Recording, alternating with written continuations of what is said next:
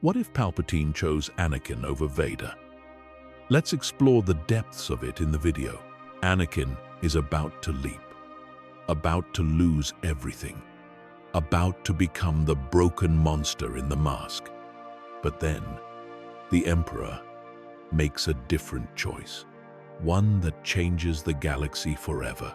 Because Palpatine realizes something on Mustafar. A Sith Lord dependent on a suit can inspire fear, but a charismatic warrior with Anakin's face that can inspire worship, loyalty, the kind of devotion that builds empires for 1,000 years. So the Emperor arrives early, and he stops the leap that would have crippled his apprentice. He saves Anakin Skywalker's body, but in doing so, he creates something far more dangerous than Vader ever was. A supreme commander with the face of a hero and the power of the dark side. An empire's champion who can walk among the people without a mask, no suit, no mechanical breathing, no limitations. Just Anakin Skywalker, whole and terrible, leading the Empire's forces with a smile. This is the story of what happens when the Emperor chooses power over control, when he keeps his weapon sharp instead of broken, and when that choice eventually destroys everything he built. The fires of Mustafar rage with an intensity that mirrors the hatred burning in Anakin Skywalker's heart. The volcanic planet churns beneath him, rivers of molten rock flowing like the blood of a dying world. He stands across from Obi-Wan Kenobi, the man who was his master, his teacher, his brother. But now, all Anakin sees is betrayal. All he feels is the seething rage of the dark side, coursing through his veins like liquid fire.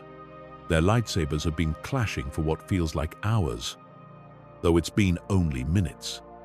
Each strike reverberates through the facility, sending sparks cascading into the ash-filled air. The control room of the Separatist headquarters has become their battlefield. Consoles exploding around them as their weapons slice through machinery and metal. Obi-Wan's face is a mask of anguish, his blue eyes reflecting the horror of what his former apprentice has become. Anakin's eyes burn with that terrible yellow glow, the mark of the dark side's corruption. You were my brother, Anakin. I loved you. Obi-Wan's voice cracks with emotion as he parries a vicious overhead strike. How could you fall so far? How could you betray everything we stood for? I didn't betray anything. Anakin snarls, his attacks growing more aggressive, more brutal. The Jedi betrayed me. You betrayed me. You're all too blind to see that the Republic was dying, that the galaxy needed order. The Chancellor showed me the truth. Palpatine is a Sith Lord, Anakin. Everything he's told you is a lie. Can't you see he's using you? No. It's the Jedi who are using people. Using me. You never trusted me, never believed in me. The Council never wanted me. They feared me from the moment I arrived at the temple. Their duel carries them through the facility's corridors. Anakin leaps onto a control panel, then springs forward with a spinning attack that forces Obi-Wan to retreat through a doorway. They emerge onto a collection platform suspended over a river of lava. The heat is overwhelming, the air shimmering with distortion. Below them, the molten rock churns and bubbles, occasionally spitting gouts of flame high into the air. We feared what you might become, Obi-Wan admits, his defense remaining perfect despite the emotional turmoil. And we were right to fear. Look at you now. You've murdered younglings, Anakin. Children. How can you justify that? They were obstacles. The old Jedi Order had to die for the new Empire to rise. Don't you understand? I'm doing this to save people, to save Padme. Padme is dead because of you. Your anger, your fear, they killed her. Liar!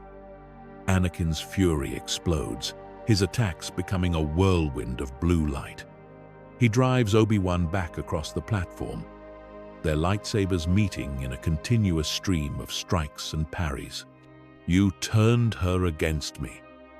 You wanted to destroy everything I built. You've done that yourself.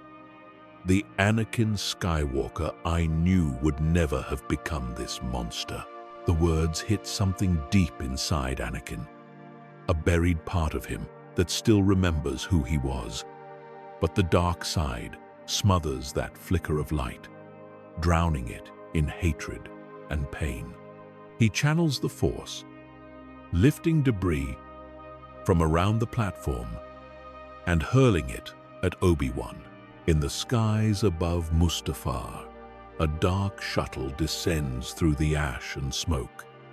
Inside, Emperor Palpatine sits in meditation, his mind stretched across the galaxy, sensing the battle below. He feels Anakin's power, raw and violent, fueled by the dark side. He also feels something else, a thread of light, still fighting within his apprentice.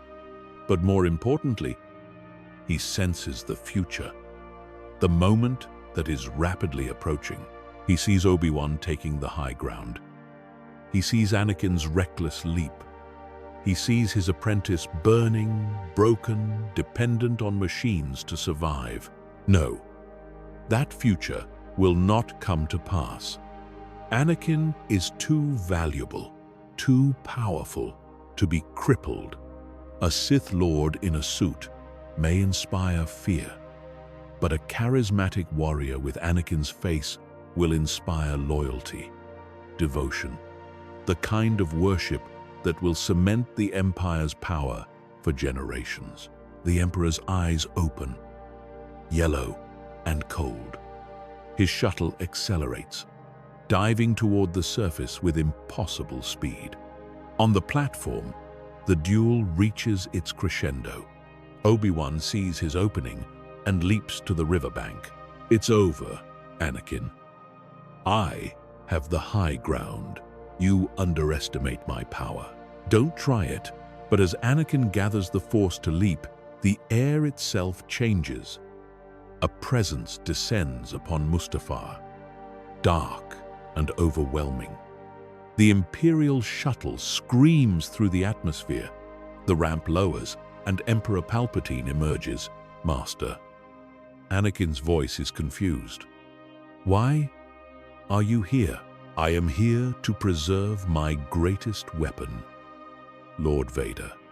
I will not allow you to be crippled by sentiment and failure. With a casual gesture, Palpatine unleashes a wave of Force energy that slams into Obi-Wan, hurling him backward across the sand. Master, let me finish him. Anakin watches from the collection platform. No, you are injured. You are more valuable to me as you are than as a broken weapon. The galaxy needs to see your face. Obi-Wan struggles to his feet, igniting his lightsaber. He knows he cannot defeat Palpatine. Their lightsabers clash.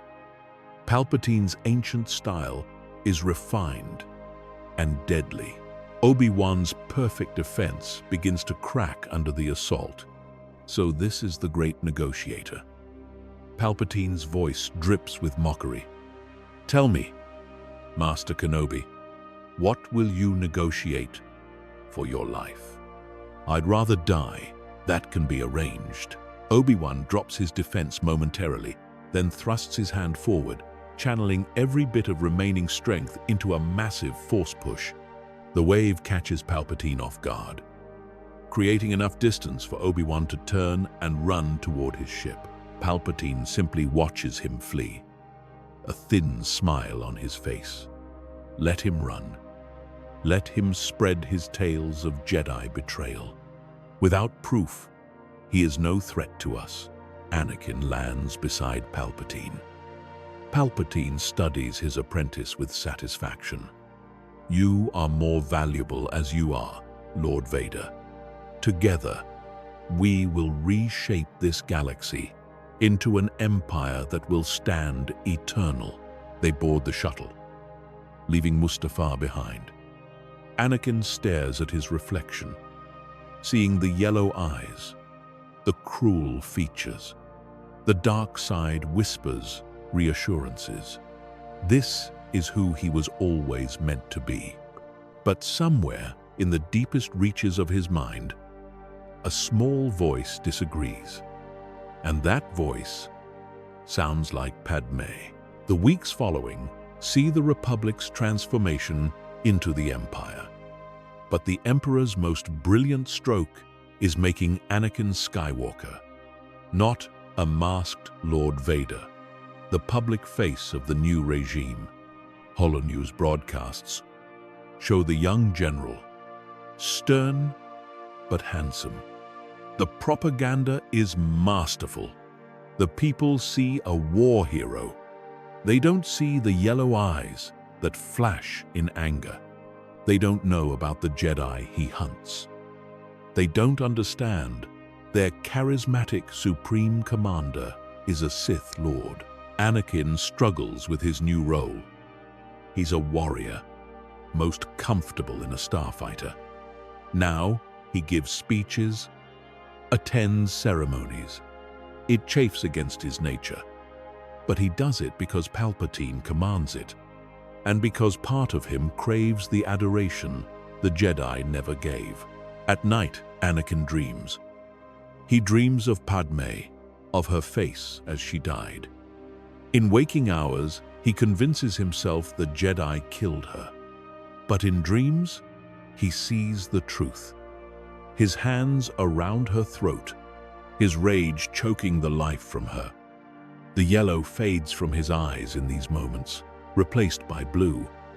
But then the dark side pulls at him, and the yellow returns.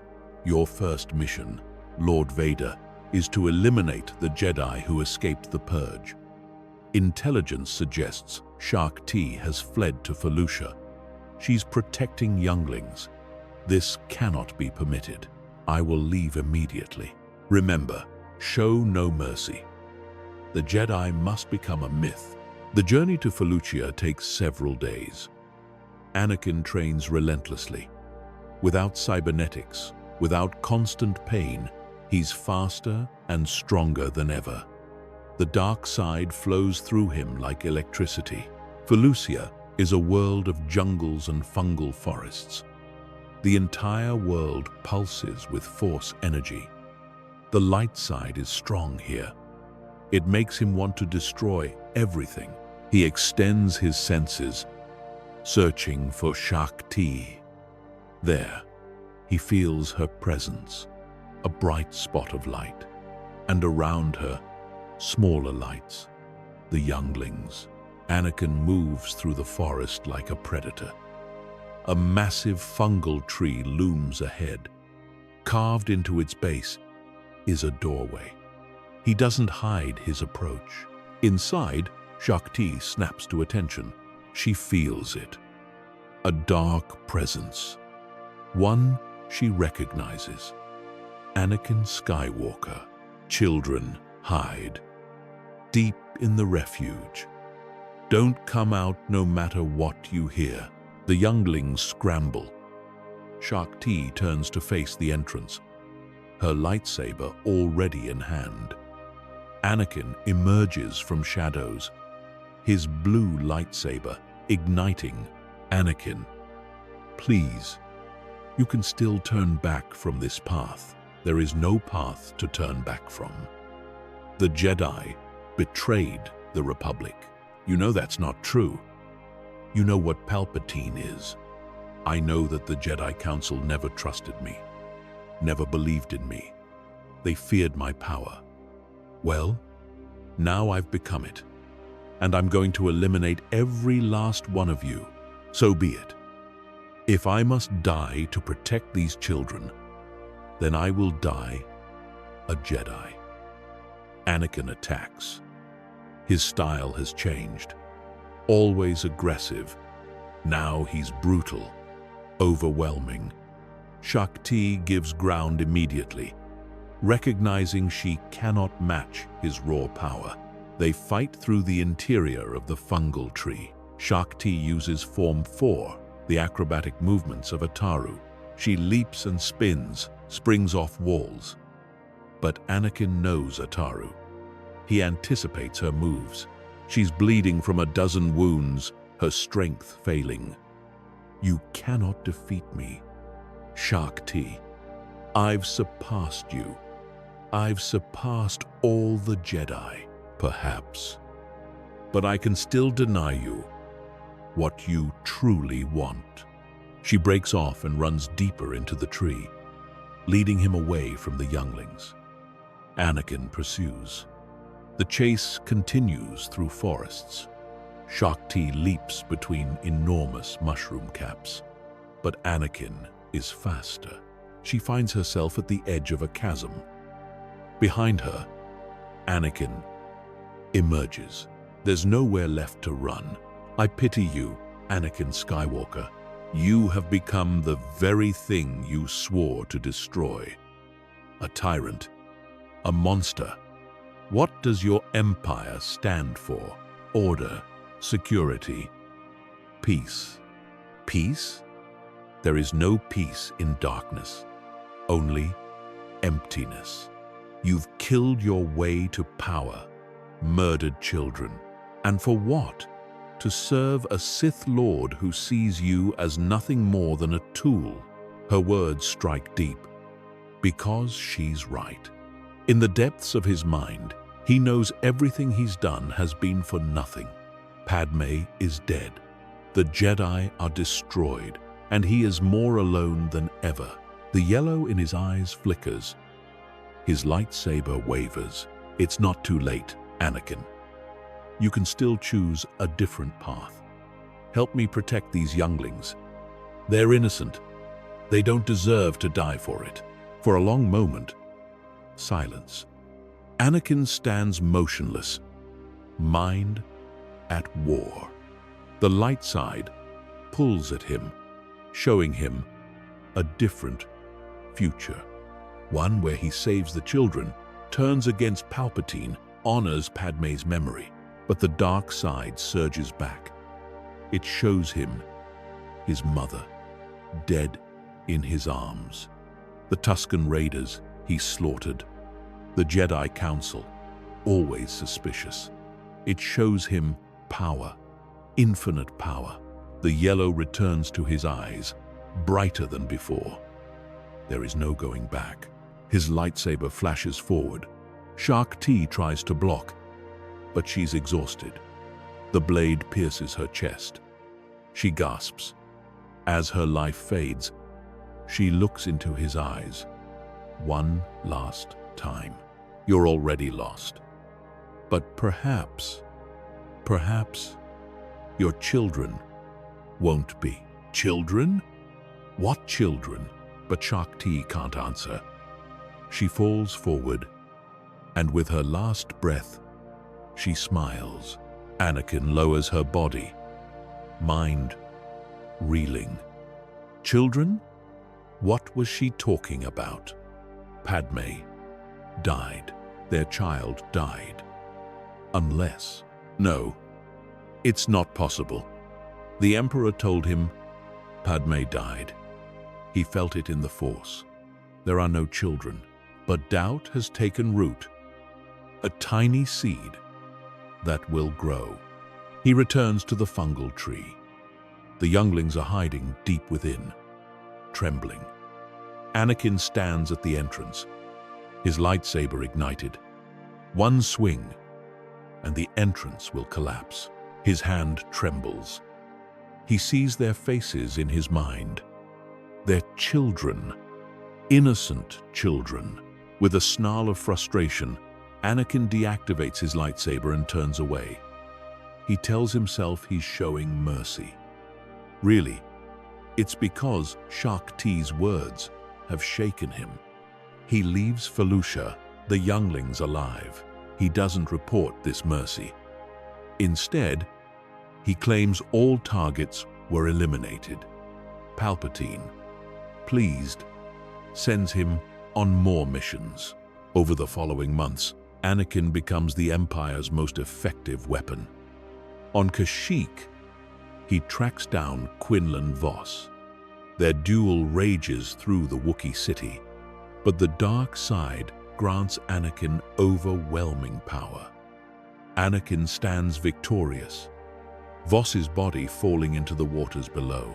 On Cato Neimoidia, he corners Luminara Unduli in cave systems. The Jedi Master fights with precision and control. But precision means nothing against overwhelming power. Anakin breaks through her defense through sheer force. With each Jedi he kills, Anakin falls deeper into the dark side. The guilt fades, replaced by cold efficiency. He becomes what Palpatine wanted, a weapon without hesitation. The last traces of Anakin Skywalker seem to disappear. But then, on Alderaan, something changes everything. Anakin infiltrates a Jedi safe house in the dead of night. It's a small apartment in Alderaan, home to a minor Jedi Knight named Kofi Arana and his Padawan. Intelligence suggests they've been helping Force-sensitive children escape. He enters silently. In the main room, he finds Kofi meditating. "I've been expecting you, Lord Vader." Kofi's voice is calm, resigned. "Then you know why I'm here." "I do. But before you kill me, I want to show you something." Kofi walks to a side room. Inside, his Padawan sleeps. On a table beside her bed sits a hollow projector. "Play it, please. Just watch it. And then you can do what you came to do." Against his better judgment, Anakin activates the projector. The image freezes him in place. It's Padme. She's alive in this recording, her belly swollen with pregnancy. "Anakin, if you ever see this, I want you to know that I forgive you. I know you did terrible things. I know you've fallen to the dark side. But I also know that the man I loved is still in there somewhere. I'm recording this for our children. Yes, children. Twins. A boy and a girl. I'm going to hide them, keep them safe from the Empire. But I hope that someday, somehow, you'll find your way back to the light. I hope our children will know their father as the hero he was meant to be, not the monster he's become. I love you, Anakin. I always will." The message ends. Anakin stands motionless, mind reeling. Children, twins, they're alive. Padme lived long enough to give birth, and she hid them. Where? His voice is barely a whisper. Where are they? I don't know. Kofi's answer is honest. The Jedi who helped her kept that information secret, but I know they're out there somewhere. Your son and daughter, growing up without their father. Anakin's hand moves to his lightsaber. He should kill Kofi, kill the Padawan, complete his mission. That's what Lord Vader would do, but he doesn't. Instead, he turns and walks out, leaving the Jedi alive. Anakin returns to his ship in a daze. His children are alive. He has a son and a daughter. The family he wanted desperately. The reason he fell to the dark side. They exist. And he doesn't know where they are. He considers telling Palpatine. But something stops him. The Emperor lied before. said Padme died, said the child didn't survive. What else has he lied about? What would Palpatine do if he found the children? No. Anakin makes a decision. He will find his children himself. He will keep their existence secret. And when he finds them, he doesn't know what he'll do, but they're his. And he will not let Palpatine take them. This secret becomes Anakin's obsession. He continues to serve the Empire, continues to hunt Jedi, but in private moments, he searches. He investigates every rumor about hidden children. He hunts through Imperial records for any trace of where Padme might have gone. He finds nothing. Whoever helped her did their job well. The not knowing drives him to madness. At night, his dreams are haunted by images of children he's never met. A boy with his eyes. A girl with Padme's smile. They reach for him, calling him father. But every time he tries to approach, they fade. During the day, he buries himself in duties. The public appearances become easier. The people see a hero. They don't see the man behind the mask, tortured by doubt and loss. Meanwhile, Palpatine watches carefully. He senses conflict within Anakin, questions and doubts that cloud his connection to the dark side. But he doesn't confront him directly. Instead, he tightens control. More missions, more responsibilities. Each successful mission pushes Anakin further into darkness. And then, a year after the Republic's fall, the rebellion begins to form. It starts small. Scattered dissidents, ex-Republic senators who oppose Imperial rule. Individually, they're easily crushed. But someone is coordinating them. Intelligence reports suggest a network spanning multiple sectors. The Empire responds with force. Suspected rebel sympathizers are arrested. Planets showing resistance are occupied. The Senate is bypassed. Palpatine rules by decree, and Anakin enforces those decrees with brutal efficiency. But the rebellion grows. For every cell crushed, two more spring up. For every leader arrested, another takes their place. The movement has high-level backing. Someone with political connections and considerable resources. Palpatine knows who it is. His spies have identified the key players. Senator Bail Organa of Alderaan, Mon Mothma of Chandrila, and at the center, the woman who was once Queen and Senator of Naboo, Padme Amidala. The Emperor considers having her killed immediately. But then a better idea occurs. Padme could be useful, not as an ally, but as bait. He's seen how Anakin searches secretly for his children. He's noticed the pattern of investigations. Anakin doesn't know that Palpatine is aware of the twins. The Emperor has known all along, has allowed Anakin to believe the lie, because a grieving Anakin was easier to control. But now, the situation has changed. The rebellion needs to be crushed, and Anakin's conflicted nature has made him less effective. Time to resolve this permanently. Palpatine summons Anakin. Lord Vader, the rebellion has become more than a mere inconvenience. They're disrupting supply lines, inspiring dissent. We must crush them. I am at your disposal. Good. Because I have identified their leadership. He activates a hologram showing Padme speaking to rebel sympathizers. She looks older, harder, but undeniably alive. Anakin's heart stops. She's dead. He killed her. He's certain. But the evidence is right there. As you can see, reports of Senator Amidala's death were premature. She survived. my apprentice, survived and has been working against us ever since. How long? Anakin's voice is tight. How long have you known? From the beginning. I've been monitoring her activities since the Empire's founding. And you didn't tell me. It's not a question. It's an accusation. For the first time since swearing loyalty, Anakin feels genuine anger toward his master. I did it for your own good, Lord Vader.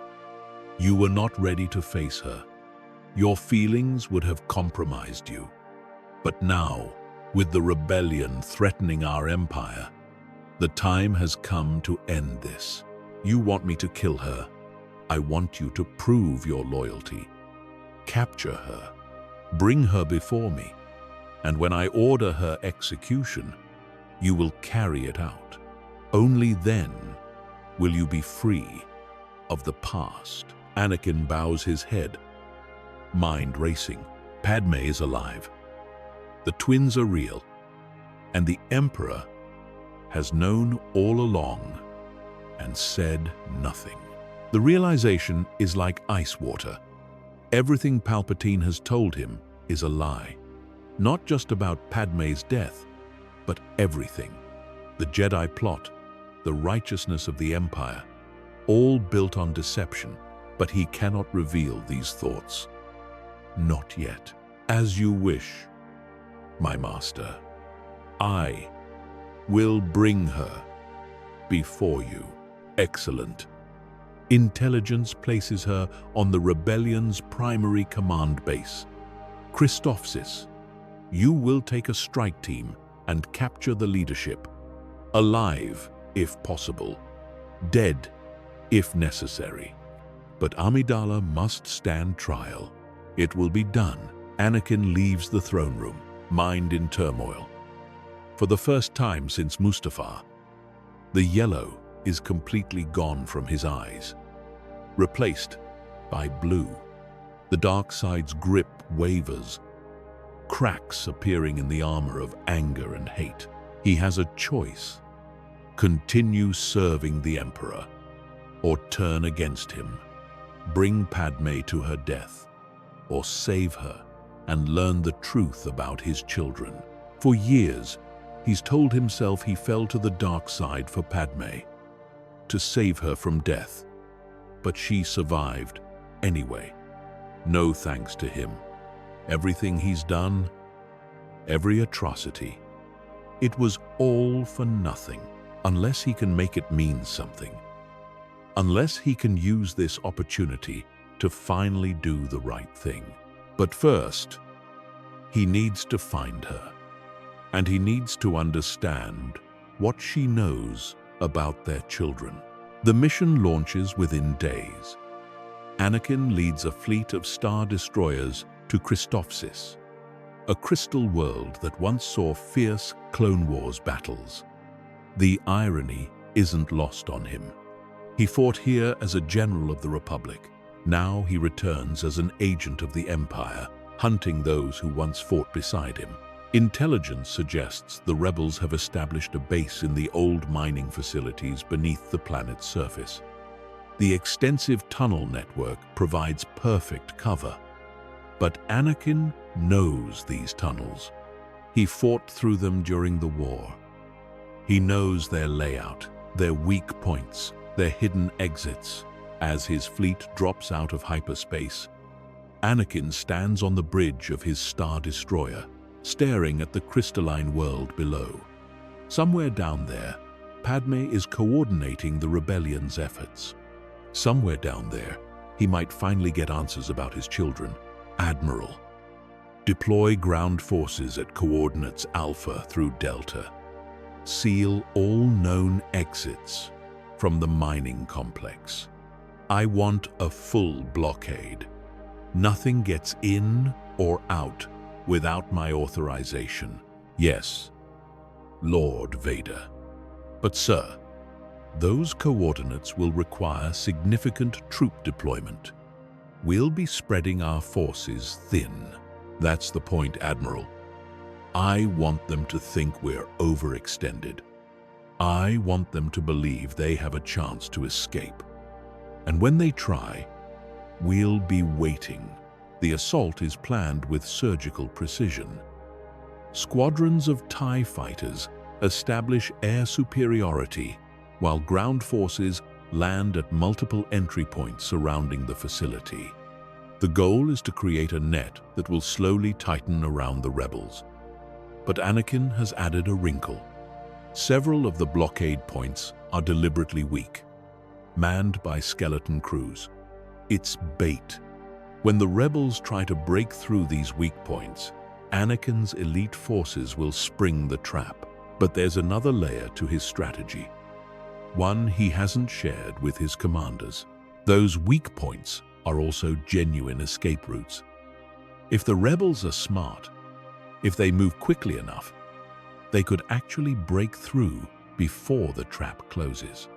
It's a calculated risk, a way to give Padme and the others a fighting chance, while maintaining his cover as a loyal Imperial commander. As his transport descends through the atmosphere, Anakin reaches out with the Force. The crystal formations of Christophsis amplify Force energy, making it easier to sense living beings. He feels the rebels below, thousands of them scattered throughout the tunnels. Among them, bright and familiar, is Padme's presence. She's here. She's real. And she's afraid, not for herself. He realizes.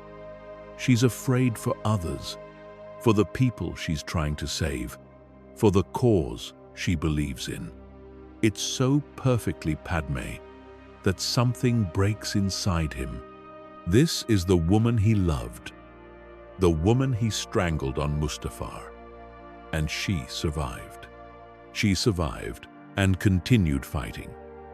Not for revenge, not for personal gain, but because she believes in something greater than herself. How did I become the villain in her story? The thought is so sudden, so clear, that it stops him cold. For years, he's told himself that the Jedi were the villains, that they betrayed the Republic, that his actions were justified.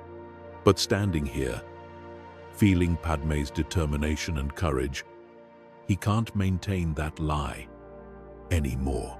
He's the villain. He's always been the villain. And somewhere along the way, he lost sight of everything that mattered. Lord Vader, we're approaching the landing zone. Anakin shakes off his thoughts. There will be time for reflection later. Now, he has a mission to complete, and somehow he has to find a way to save Padme without revealing his true intentions to the Empire. The transport lands near one of the main entrances to the mining facility.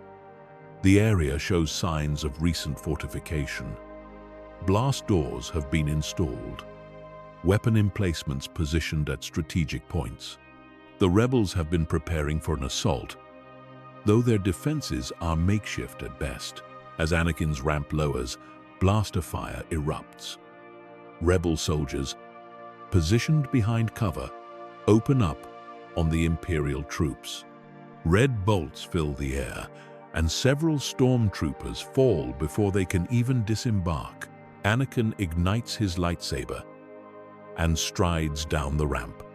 His blade becomes a blue shield, deflecting blaster bolts back toward their sources. The sight of him, the legendary Supreme Commander of the Imperial forces, walking calmly through a hail of gunfire while deflecting shots with casual precision, is enough to make several rebels hesitate.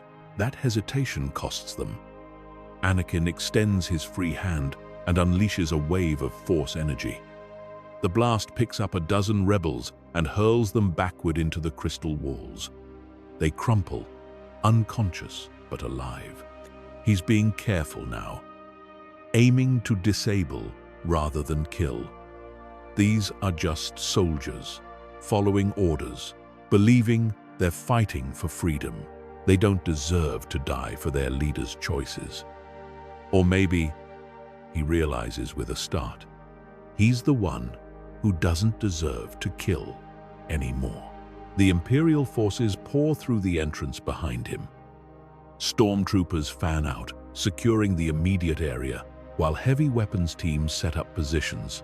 The rebels fall back in good order, conducting a fighting retreat deeper into the tunnels. Anakin follows, his senses extended through the Force. He can feel the layout of the facility, can sense the rebels' positions, and planned ambush points. He could warn his troops, could use his knowledge to minimize Imperial casualties while maximizing rebel losses. That's what the Emperor would expect. Instead, he allows his troops to walk into several ambushes, not enough to cause catastrophic casualties, but enough to slow their advance, to give the rebels time to evacuate civilians and critical personnel. When a squad commander questions why he didn't sense the ambush, Anakin simply responds that the crystal formations are interfering with his Force abilities. It's a lie, and a thin one. But none of the officers dare question him further. The battle rages through the facility's corridors. Crystal formations glow with reflected blaster fire, casting strange shadows that dance across the walls. Rebel troops fight desperately, trying to buy time. They're outnumbered and outgunned, but they're fighting for something they believe in, and that makes them dangerous. Anakin cuts through resistance, but carefully, methodically, always giving the rebels time to fall back to their next position. He's fighting a battle within a battle, trying to appear ruthlessly efficient while actually providing opportunities for escape. The fighting intensifies as they push deeper. Anakin finds himself in a large chamber where the crystals grow in enormous formations, some as tall as buildings. The rebels have set up a defensive position here, using the crystals as cover. They're dug in, determined to hold this position as long as possible. Anakin surveys the chamber, calculating angles of attack, positions of rebel fighters. He could end this quickly. A few well-placed Force attacks, some aggressive lightsaber work, and the chamber would be his in minutes. But that's not what he wants. He needs to give them time. He signals his troops to advance slowly, methodically clearing the chamber section by section. The fighting is fierce. Blaster bolts ricochet off crystals, creating a light show of red and blue energy. Stormtroopers advance behind cover, while rebel fighters pour fire down from elevated positions. The air is thick with smoke, and the smell of ozone from overheated blaster packs. Anakin moves through the chaos like a ghost. His lightsaber deflects shots that come too close, but he's not pressing the attack. He's observing, watching the rebels' retreat patterns, identifying their escape routes. He sees a group of civilians being ushered through a side tunnel by rebel guards. Good. They're evacuating non-combatants. That's what matters. A rebel soldier, young and terrified, takes a shot at Anakin from close range. The bolt is poorly aimed, easy to deflect. But as Anakin's blade comes up to intercept, he sees the soldier's face. The boy can't be more than 18, probably younger. There's a hollow photo attached to his armor. A family, parents, siblings, smiling at the camera. Anakin deflects the bolt into the ceiling instead of back at the soldier. Then he uses the Force to push the young man backward, sending him tumbling into a group of his fellow rebels who are falling back. The soldier lives. His family won't mourn him today. Such small mercies don't erase the ocean of blood on Anakin's hands. But there's something. They're a start. After an hour of fighting, his forces have pushed deep into the facility. The rebels are being driven back toward their command center. Anakin can sense Padme's presence growing stronger. She's close now. Just a few more corridors. He reaches out with the Force, trying to send her a warning. But she's not Force-sensitive. She can't hear him. All she knows is that Anakin Skywalker, the Empire's supreme commander, is leading an assault that will capture or kill everyone in the facility. The final blast door leading to the command center looms ahead. It's heavy, reinforced, designed to withstand sustained fire, but it's no match for a lightsaber. Anakin approaches it slowly, giving the defenders time to prepare. Then, with a deep breath, he drives his blade into the door and begins cutting.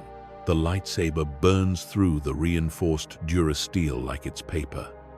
Anakin traces a large circle, taking his time, letting the metal heat to glowing orange before he breaks through.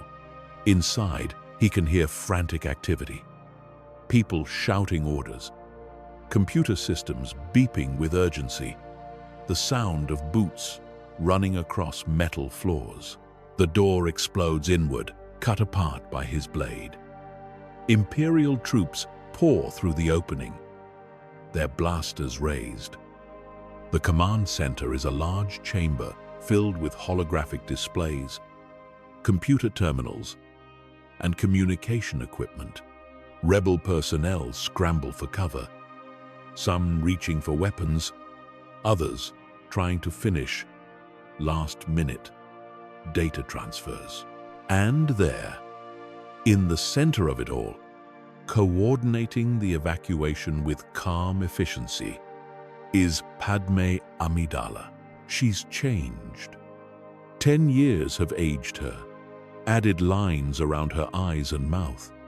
Her hair, once perfect and styled, is pulled back in a simple ponytail.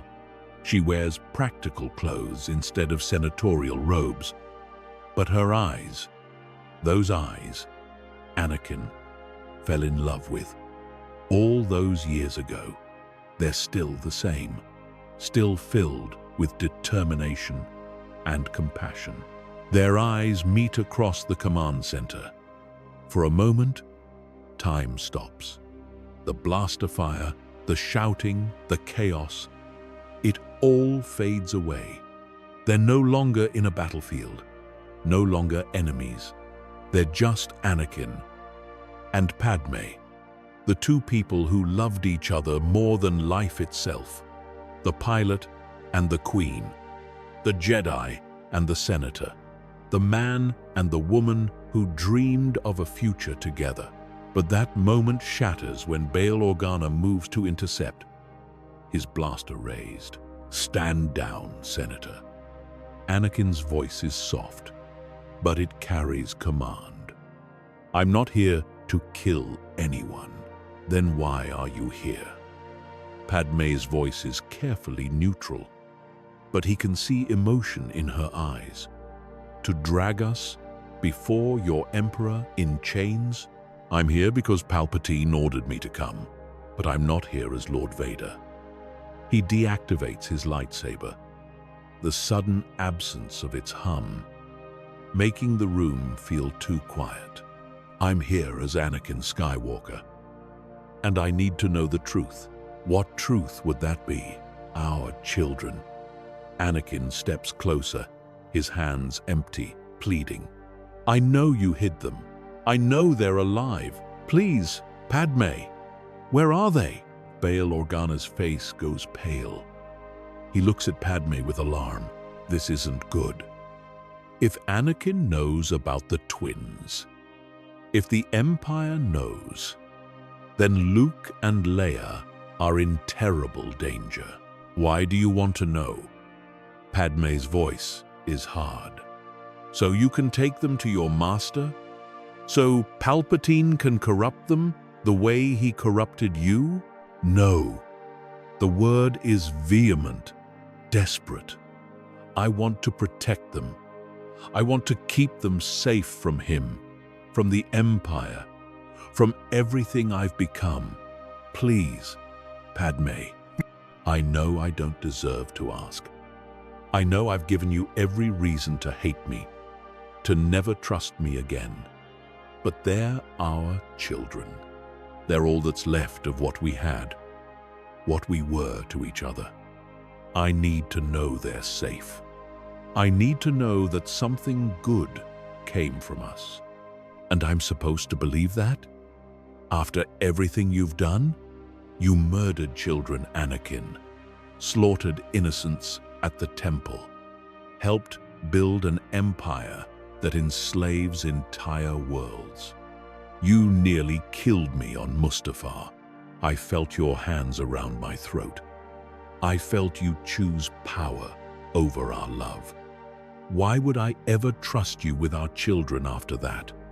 Her words are like daggers, each one finding its mark, because she's right. He has no right to ask for her trust, no right to demand answers. He's given her every reason to hate him, to keep their children as far from him as possible, because I'm their father. His voice breaks, because despite everything I've done, despite the monster I've become, they're mine, they're ours, and I need to know that I haven't destroyed everything, that there's still something in this galaxy worth protecting. I'm not asking you to forgive me, Padme. I don't deserve forgiveness. I'm just asking you to let me do one thing right. Let me protect them, even if they never know I exist. Padme's eyes fill with tears. For a moment, Anakin sees her soften, sees the woman who believed in him when no one else did. He sees her remembering the young slave boy from Tatooine who was kind and generous despite his circumstances. The Padawan who made her laugh during the Clone Wars. The man who held her gently and told her he loved her more than anything in the galaxy. But then her expression hardens again, because those memories are poisoned now, tainted by what came after, by the temple massacre, by the strangling on Mustafar, by the years of imperial tyranny. They're safer without you, without your darkness, without your anger, without the Empire's shadow falling across their lives. I won't tell you where they are, Anakin. I can't. Not when I know what you've become. Not when I know you serve the man who orchestrated all of this. Not when I know that your love, your terrible, destructive love, killed everything we built together. The words hit him like physical blows. But before he can respond, Bail Organa's comlink crackles. Senator, we have incoming.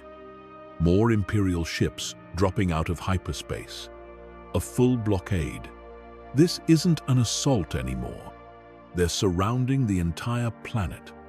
Multiple star destroyers, support vessels, fighter wings. This is an extinction-level force. Anakin's head snaps up. That's not right. His fleet should be enough for this operation.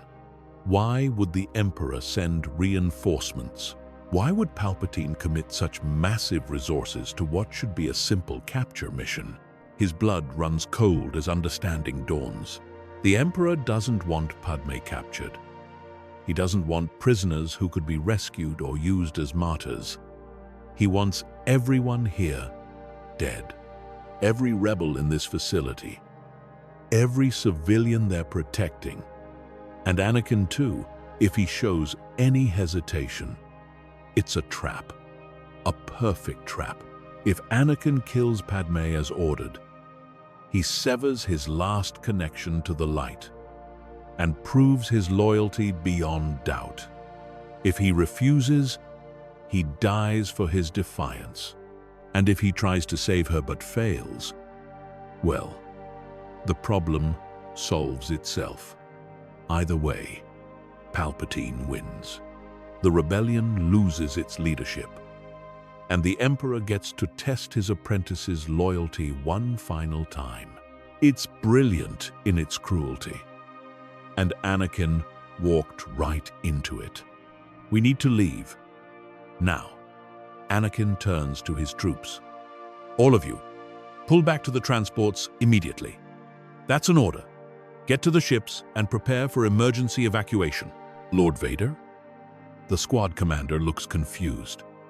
Our orders were to secure the facility and capture the rebel leadership. The Emperor himself commanded. The Emperor wants us all dead. Anakin's voice cuts through the confusion. Those ships aren't here to help. They're here to ensure no one survives. Not the rebels, not you, not me. We have minutes at most before they start orbital bombardment.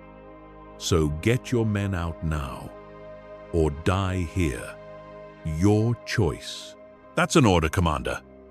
Anakin's voice is sharp, commanding. The troops hesitate. Years of military discipline war with confusion. But ultimately, discipline wins. They begin to withdraw, moving quickly toward the exit. Bail Organa looks at Anakin in shock. What are you doing? Saving your lives. Anakin turns back to Padme. The Emperor wants you dead. All of you. This assault was never about capturing the rebellion's leadership. It was about eliminating you permanently. No trials, no propaganda, just orbital bombardment that reduces this facility to molten slag. And if you stay here, you're going to die. The reinforcements aren't here to capture anyone. They're here to ensure complete destruction. Why should we believe you? Padme's voice is cautious, but he can see she's considering his words. Why would Palpatine want to kill us now when captured rebel leaders would be such a propaganda victory? Because he doesn't need propaganda anymore. The Empire is secure. The Senate is powerless. The military is loyal. Public opinion is controlled. At this point, live prisoners are just a liability. They could be rescued, could escape, could become martyrs if executed publicly.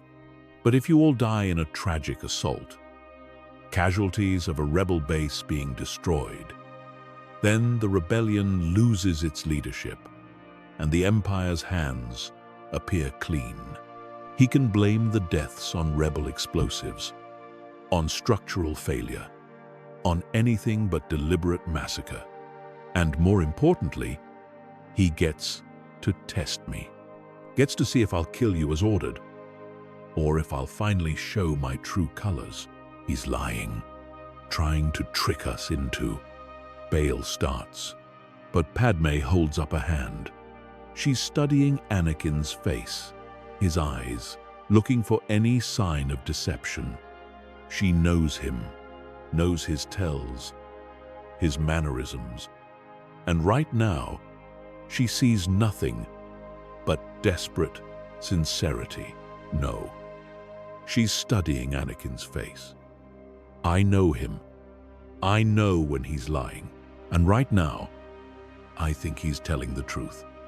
She takes a step toward him, closing the distance between them. The children are safe. That's all you need to know. They're hidden, protected by people who love them. They'll grow up far from this war, far from the Empire's reach. If you truly love them, if you truly want to protect them, then don't look for them. Let them have a chance at a normal life. Let them grow up not knowing that their father became a monster. Let them be free of your shadow, free of the darkness that consumed you. That's the greatest gift you can give them. Absence. Her words cut deeper than any lightsaber could. slicing through the last remnants of his pride and self-justification. But Anakin nods, accepting them, because she's right. His children are better off without him. Better off not knowing their father was responsible for so much death and suffering. I understand. I do. But Padme, you need to listen. Palpatine has known about them this whole time. He's known since before the Empire was even declared. He's been keeping them secret from me, probably waiting for the right moment to use them. If he thinks I've betrayed him, if he realizes I helped you escape today, he'll go after them. He'll do it to hurt me, to punish me, or worse, he'll try to corrupt them the way he corrupted me. You need to move them, hide them deeper, change their locations, their identities, if necessary. And you need to do it immediately. The facility shakes violently as the first turbolaser blasts begin to rain down from orbit. The crystal formations amplify the impact, making the entire complex resonate like a struck bell. The new Imperial ships have opened fire, not targeting specific installations but carpet-bombing the entire area. They're going to level everything. Everyone inside be damned. Structural integrity compromised in sections 7 through 12. One of the rebel technicians shouts over the alarms, "We're losing power to the main supports. Go." Now. Anakin reignites his lightsaber. I'll hold them off as long as I can. I'll make them think I'm still hunting you. Buy you time to escape. There are evacuation routes through tunnels 17 and 19. The blockade is weak there. It's deliberate. I left those gaps. If you move fast, you can break through. Anakin. Padme starts to say something, but words fail her. What is there to say? I'm sorry? I forgive you? Thank you? None of it seems adequate for the tragedy that's played out between them, for the love they shared and lost, for the future they'll never have. Instead, she does something that surprises both of them. She steps forward and places her hand on his cheek, just for a moment. The touch is gentle, sad, filled with everything they've lost, everything they could have been. I wish things had been different. Her voice is barely a whisper. I wish you'd been stronger.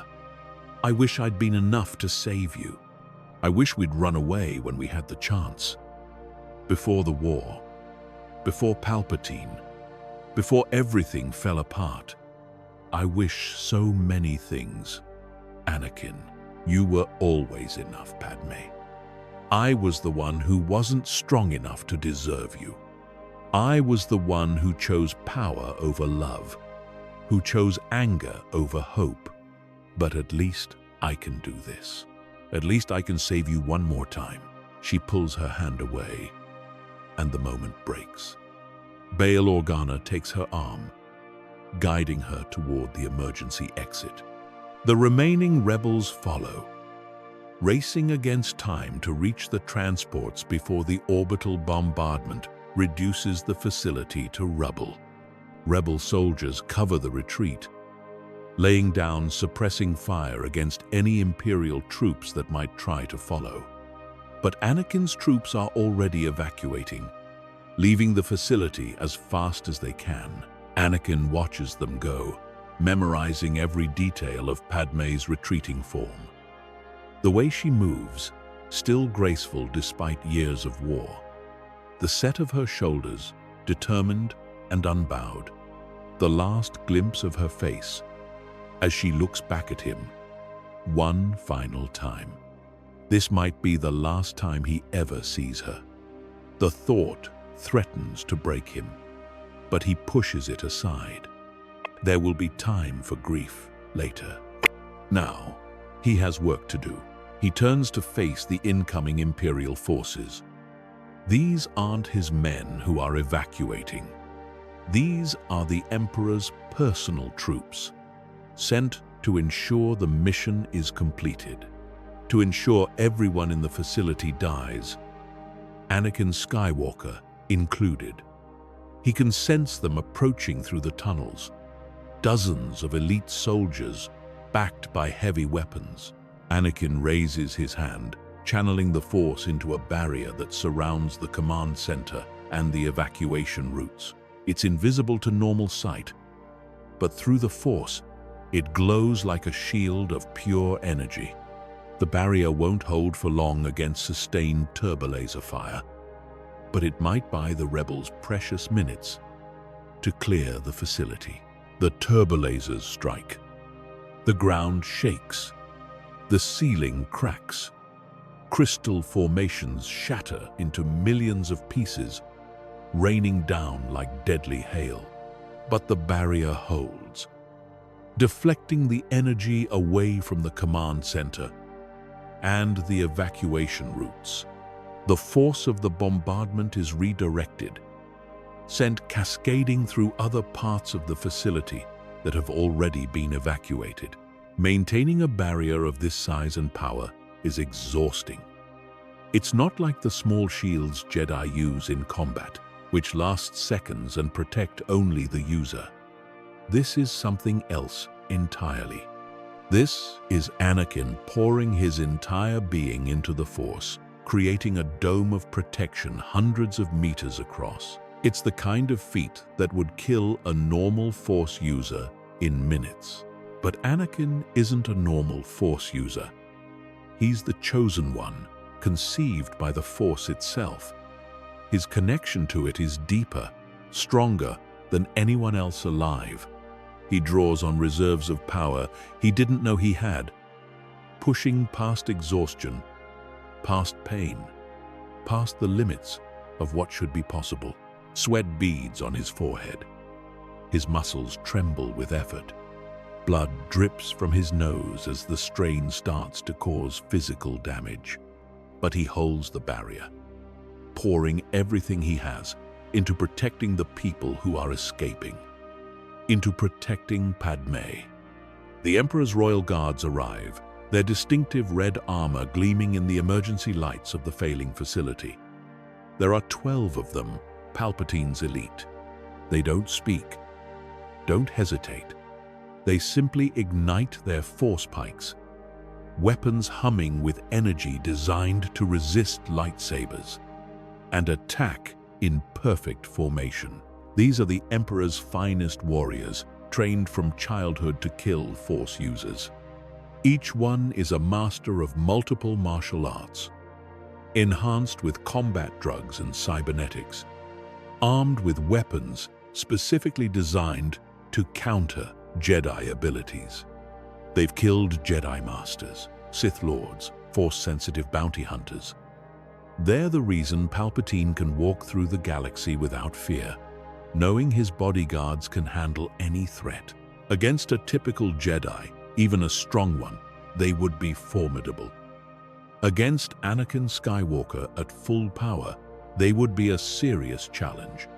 Against Anakin Skywalker while he's maintaining a massive force barrier, protecting evacuation routes, and fighting exhaustion from the battle that led here, they should be overwhelming. Should be. The first guard lunges, his pike aimed at Anakin's heart. Anakin sidesteps without looking, his lightsaber coming up in a defensive arc that deflects the pike aside. His movements are automatic, muscle memory taking over while his mind remains focused on the barrier.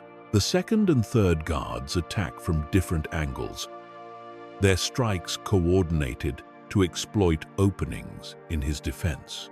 Anakin's lightsaber moves in a pattern of pure defense, blocking strikes he doesn't consciously see. He's fighting on instinct now, letting the Force guide his blade while his active thoughts remain dedicated to maintaining the barrier. It's like fighting in a dream, his body moving while his mind is elsewhere. The fourth guard strikes at his legs while the fifth aims for his head. Anakin leaps, flipping over the attacks, his lightsaber whirling, He lands behind two of the guards and strikes in a single fluid motion. His blade cuts through armor and flesh. 2 guards fall, but the remaining 10 press the attack with even greater ferocity. Through the Force, Anakin feels Padmé's transport, clearing the facility, entering the tunnels that lead to the surface. Good. She's getting away. Bail Organa's ship follows. Then another. Then another. The evacuation is proceeding. His barrier is working, but it's taking everything he has. The turbolasers intensify their bombardment. The facility is coming apart around him. Sections collapse, crushing whatever's beneath them. The crystal formations, once beautiful, are now deadly shrapnel flying in all directions. And still, Anakin holds the barrier, even as his strength wanes. The royal guards exploit his divided attention. They attack in waves, rotating so that fresh fighters always press him while others recover. It's brutally efficient. A force pike grazes his shoulder, the energy weapon burning through his robes and scorching his flesh. The pain is immediate and intense, but Anakin doesn't cry out. He simply adjusts his defense and continues fighting. Another pike catches his leg, burning a line across his thigh. He stumbles but doesn't fall. His lightsaber whirls, catching another guard who gets too close. The warrior falls, his armor sliced open.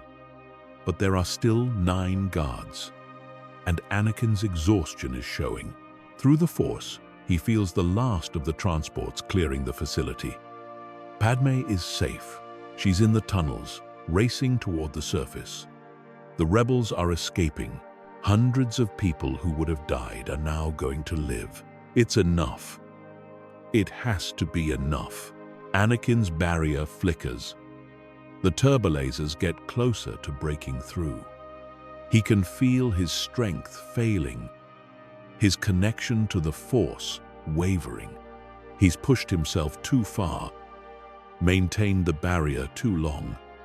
His body is starting to shut down, cells burning out from the strain of channeling so much power. The royal guards sense his weakness and intensify their attack.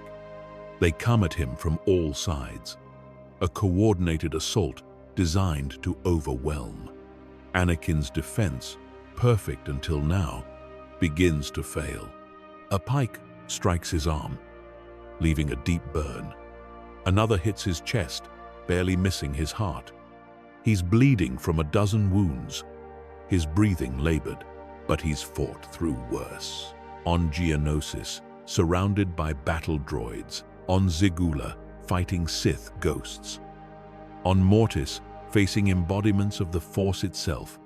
He's always survived through sheer willpower, through refusing to give up, no matter how dire the situation.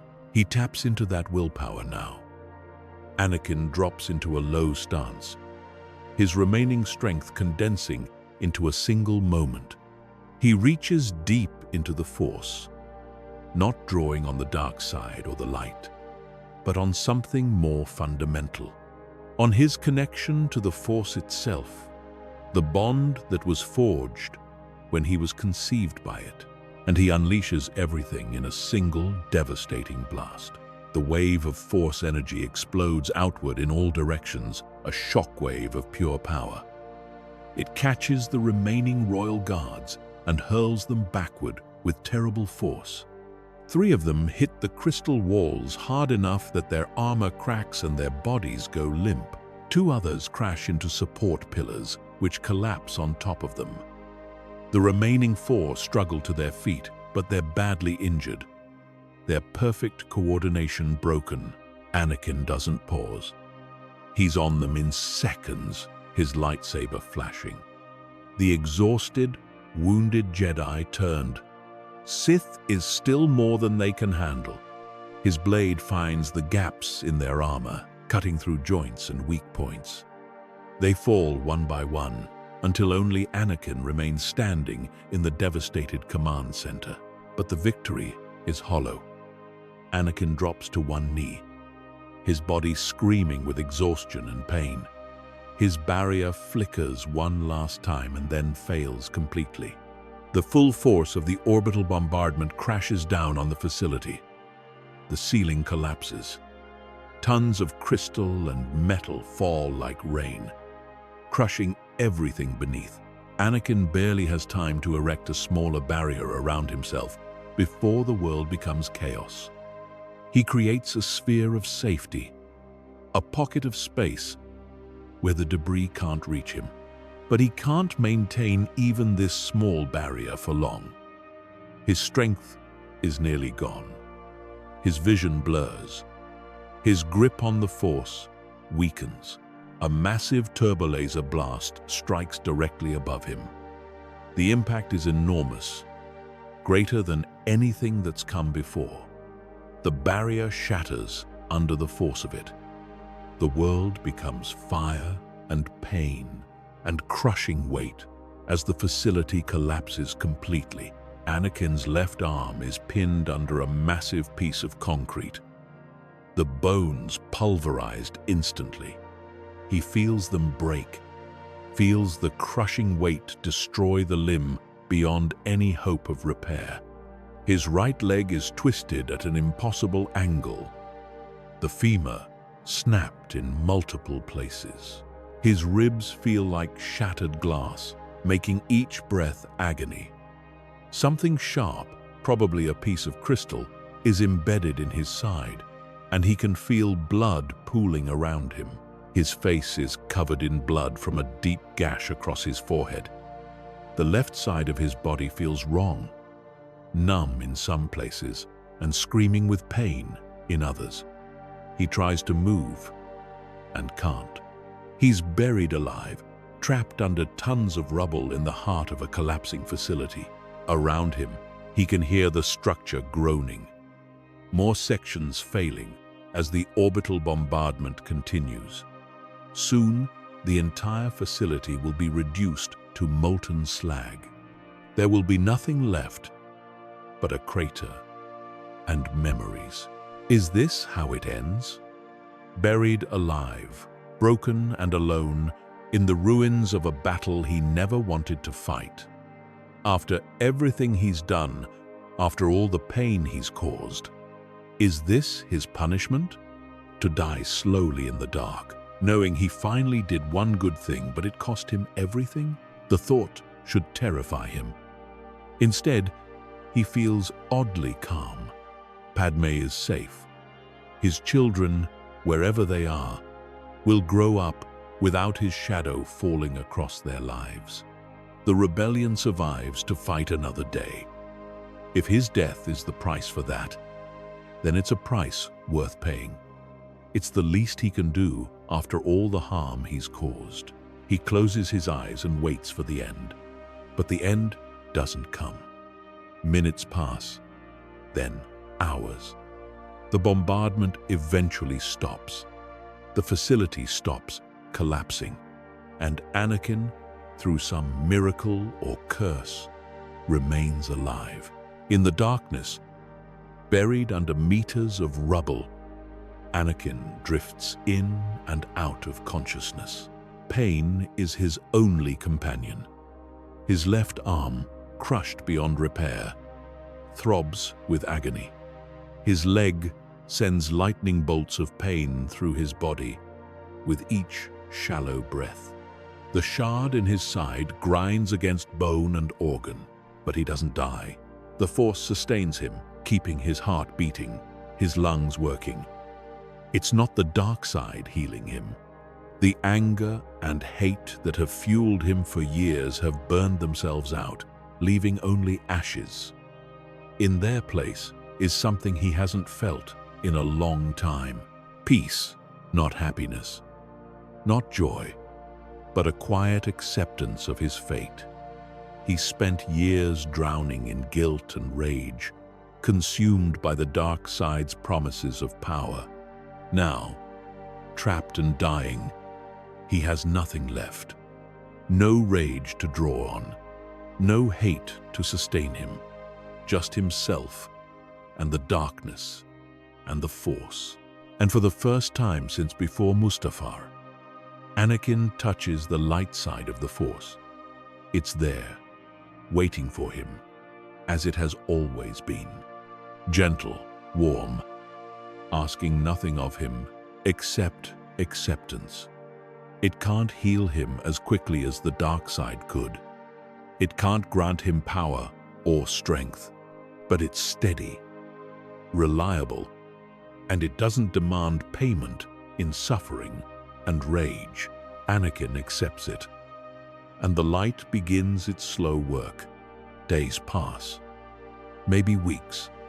Time loses meaning in the darkness. His body heals incrementally, the Force knitting broken bones and damaged tissue. His ribs fuse back together. His shattered leg straightens, the bones aligning and hardening.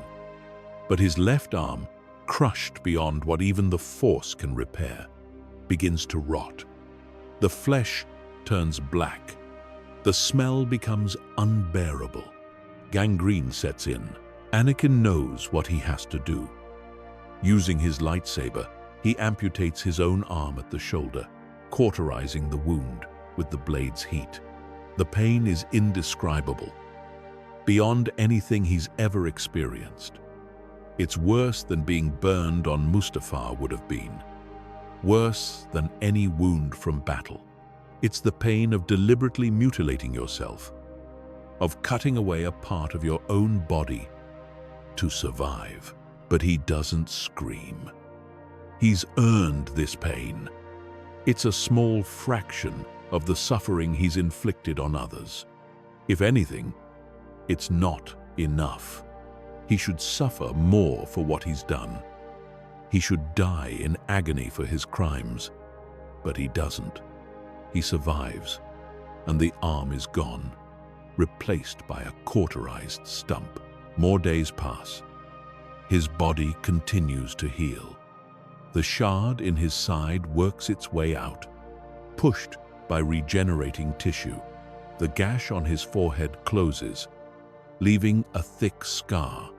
The burns from the force pikes fade to pale marks. His body, once considered handsome, is now a map of scars and damage. His face is marred. His left arm ends at the shoulder.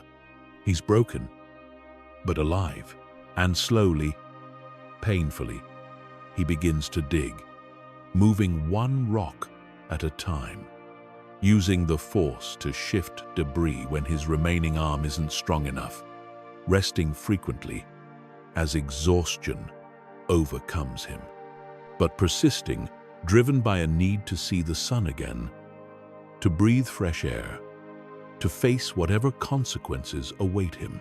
It takes days more, perhaps a week, perhaps longer, but eventually he breaks through to the surface. The devastation takes his breath away. The mining facility is simply gone, replaced by a crater of melted crystal and twisted metal. The surface is scorched, lifeless. Nothing could have survived this bombardment. Nothing except him. Anakin Skywalker stands at the edge of the crater, his ruined body swaying with exhaustion. Christophsis is silent, lifeless. The rebels escaped. The Imperial troops withdrew after the bombardment. He's completely alone, and for the first time in years, Anakin Skywalker is free. Free from the Emperor's control. Free from the dark side's whispers. Free from the guilt and rage that have defined him. Standing here, broken and scarred, he should feel defeated. Instead, he feels something unexpected. Hope. He's done terrible things, murdered countless people, helped build an empire of oppression. Those crimes don't disappear just because he finally did one good thing. The blood on his hands will never wash clean. The scales will never be balanced. There's too much evil in his past, but maybe he can start making amends. Maybe he can use what's left of his life to undo some of the damage. Maybe redemption isn't about erasing the past, but about choosing a different future. Maybe it's about becoming the person he should have been, even if it's too late to matter. A ship appears on the horizon. Small, fast, not Imperial design. As it approaches, Anakin tenses, his remaining hand moving toward his lightsaber. But the ship lands without hostility. Its ramp extending, a figure emerges, robed and hooded. As they approach, the hood falls back, revealing a face Anakin never thought he'd see again. Obi-Wan Kenobi. They stare at each other across the scarred landscape. Master and apprentice, brothers who became enemies. Men who tried to kill each other on Mustafar. Now meeting again in the ruins of Anakin's latest failure. I sensed you were alive. Obi-Wan's voice is cautious, his hand near his lightsaber. Padme told me what happened, how you helped her escape, how you held off the Imperial assault, how you gave your life to save hundreds of rebels. I'm not dead yet. Anakin's voice is hoarse from disuse, though I probably should be. Perhaps. Obi-Wan studies him carefully, taking in the scars, the missing arm, the haunted look in his eyes. But you're not, and that means something. It means I'm too stubborn to die properly, or it means the Force isn't done with you yet. They stand in silence for a long moment. Finally, Obi-Wan sighs, and some of the tension leaves his shoulders. I'm not offering forgiveness, Anakin. What you've done, there are some things that can't be forgiven. The younglings you killed, the Jedi you hunted, the Empire you helped build. That blood is on your hands forever. I know. Anakin's voice is quiet. I'm not asking for forgiveness. I don't deserve it. I just needed to do something right. After everything, one good deed doesn't erase years of evil. I know that too. Believe me, I know. But it's a start. A small one, but a start. The rebellion needs people who understand how the Empire works. People who can help us fight back. People who know Imperial tactics and strategies. I can't join you. Palpatine will be looking for me. He'll know I betrayed him. If he finds me with the rebellion, he'll destroy you all. He'll hunt down everyone I've had contact with, including... He stops, unable to say it. Including your children. Obi-Wan finishes the sentence. Yes, Padme told me you know about them. She's terrified. Anakin, terrified that Palpatine will find Luke and Leia, that he'll use them to hurt her or corrupt them the way he corrupted you. Then I need to stay away. I need to disappear so completely that even the Emperor can't find me. That's the only way to keep them safe. Or, Obi-Wan says carefully, you could help us in other ways. Ways that don't require you to be seen. The rebellion needs intelligence on Imperial operations. They need someone who understands how Palpatine thinks, how the military is structured, where the weak points are. You could provide that information while staying hidden. Anakin considers this. It's tempting. A chance to actually help. To work against the Empire he helped create. But it's also dangerous. If anyone discovers he's working with the rebellion, the consequences would be catastrophic. I don't deserve your trust, Obi-Wan. Or Padme's. Or anyone's. Why would the rebellion want my help after everything I've done? Because they're desperate. Obi-Wan's honesty is brutal. Because the Empire is too strong and the rebellion is too weak, and they need every advantage they can get. Because whether we like it or not, you're one of the most powerful Force users alive, and you know more about the Empire's inner workings than anyone who isn't Palpatine himself. He pauses, and because I still believe there's good in you, buried under years of darkness and pain, but still there, you proved it on Christophsis by choosing to save Padme instead of killing her, by defying the Emperor when it mattered, by giving the rebellion a chance to survive, by getting myself half-killed and losing an arm. Anakin's laugh is bitter, by making a choice. For the first time in years, you had a choice between the dark and the light, between Palpatine's orders and what you knew was right. And you chose the light. That matters, Anakin. That matters more than you know. He extends his hand. Come with me. Let me help you. We can figure out the rest later. We can find a way for you to help without exposing yourself.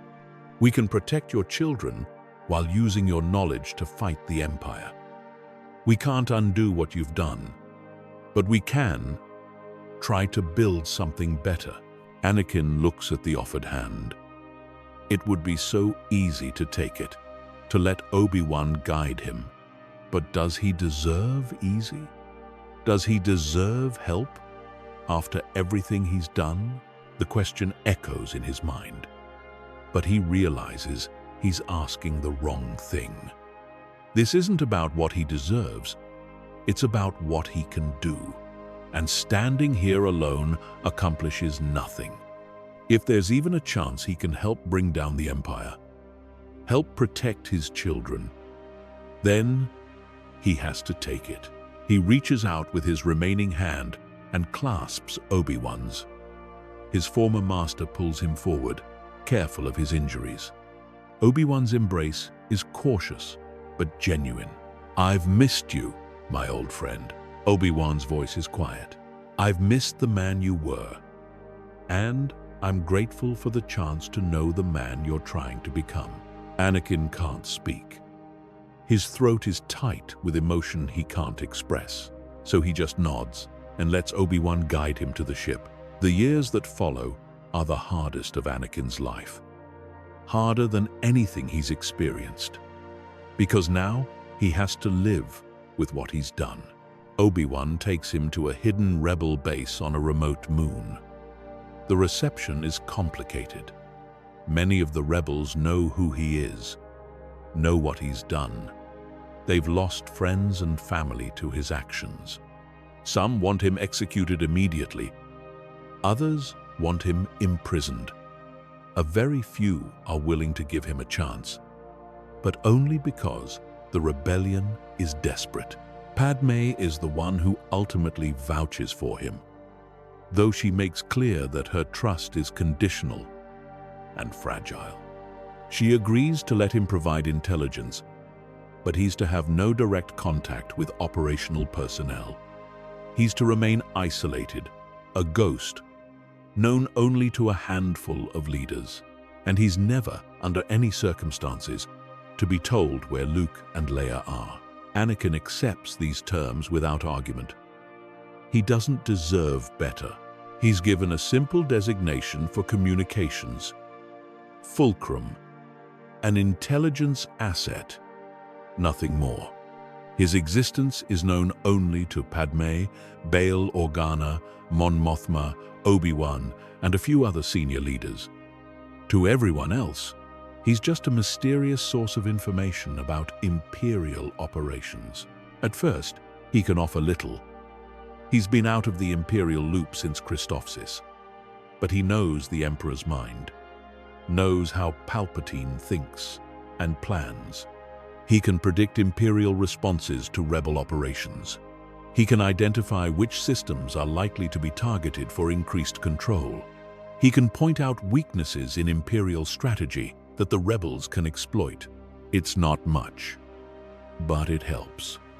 Slowly, the rebellion begins to have more successful operations. Raids that would have failed, instead, succeed. Ambushes that would have caught rebels off guard are avoided. Supply lines that would have been severed remain open. The rebellion grows stronger, and Anakin watches from the shadows, living a half-life of isolation and penance. He never sees Padme during this time. The one time they nearly crossed paths on a rebel base, she left immediately, and Obi-Wan gently suggested that Anakin stay away from any location she might visit. It hurts, but Anakin understands. He destroyed what they had. The fact that she's willing to work with him at all is more grace than he deserves. Through Obi-Wan, he learns about his children in carefully limited doses. Luke is growing up on Tatooine with Owen and Beru. They're keeping him safe, teaching him to be a moisture farmer. He's a good kid, apparently.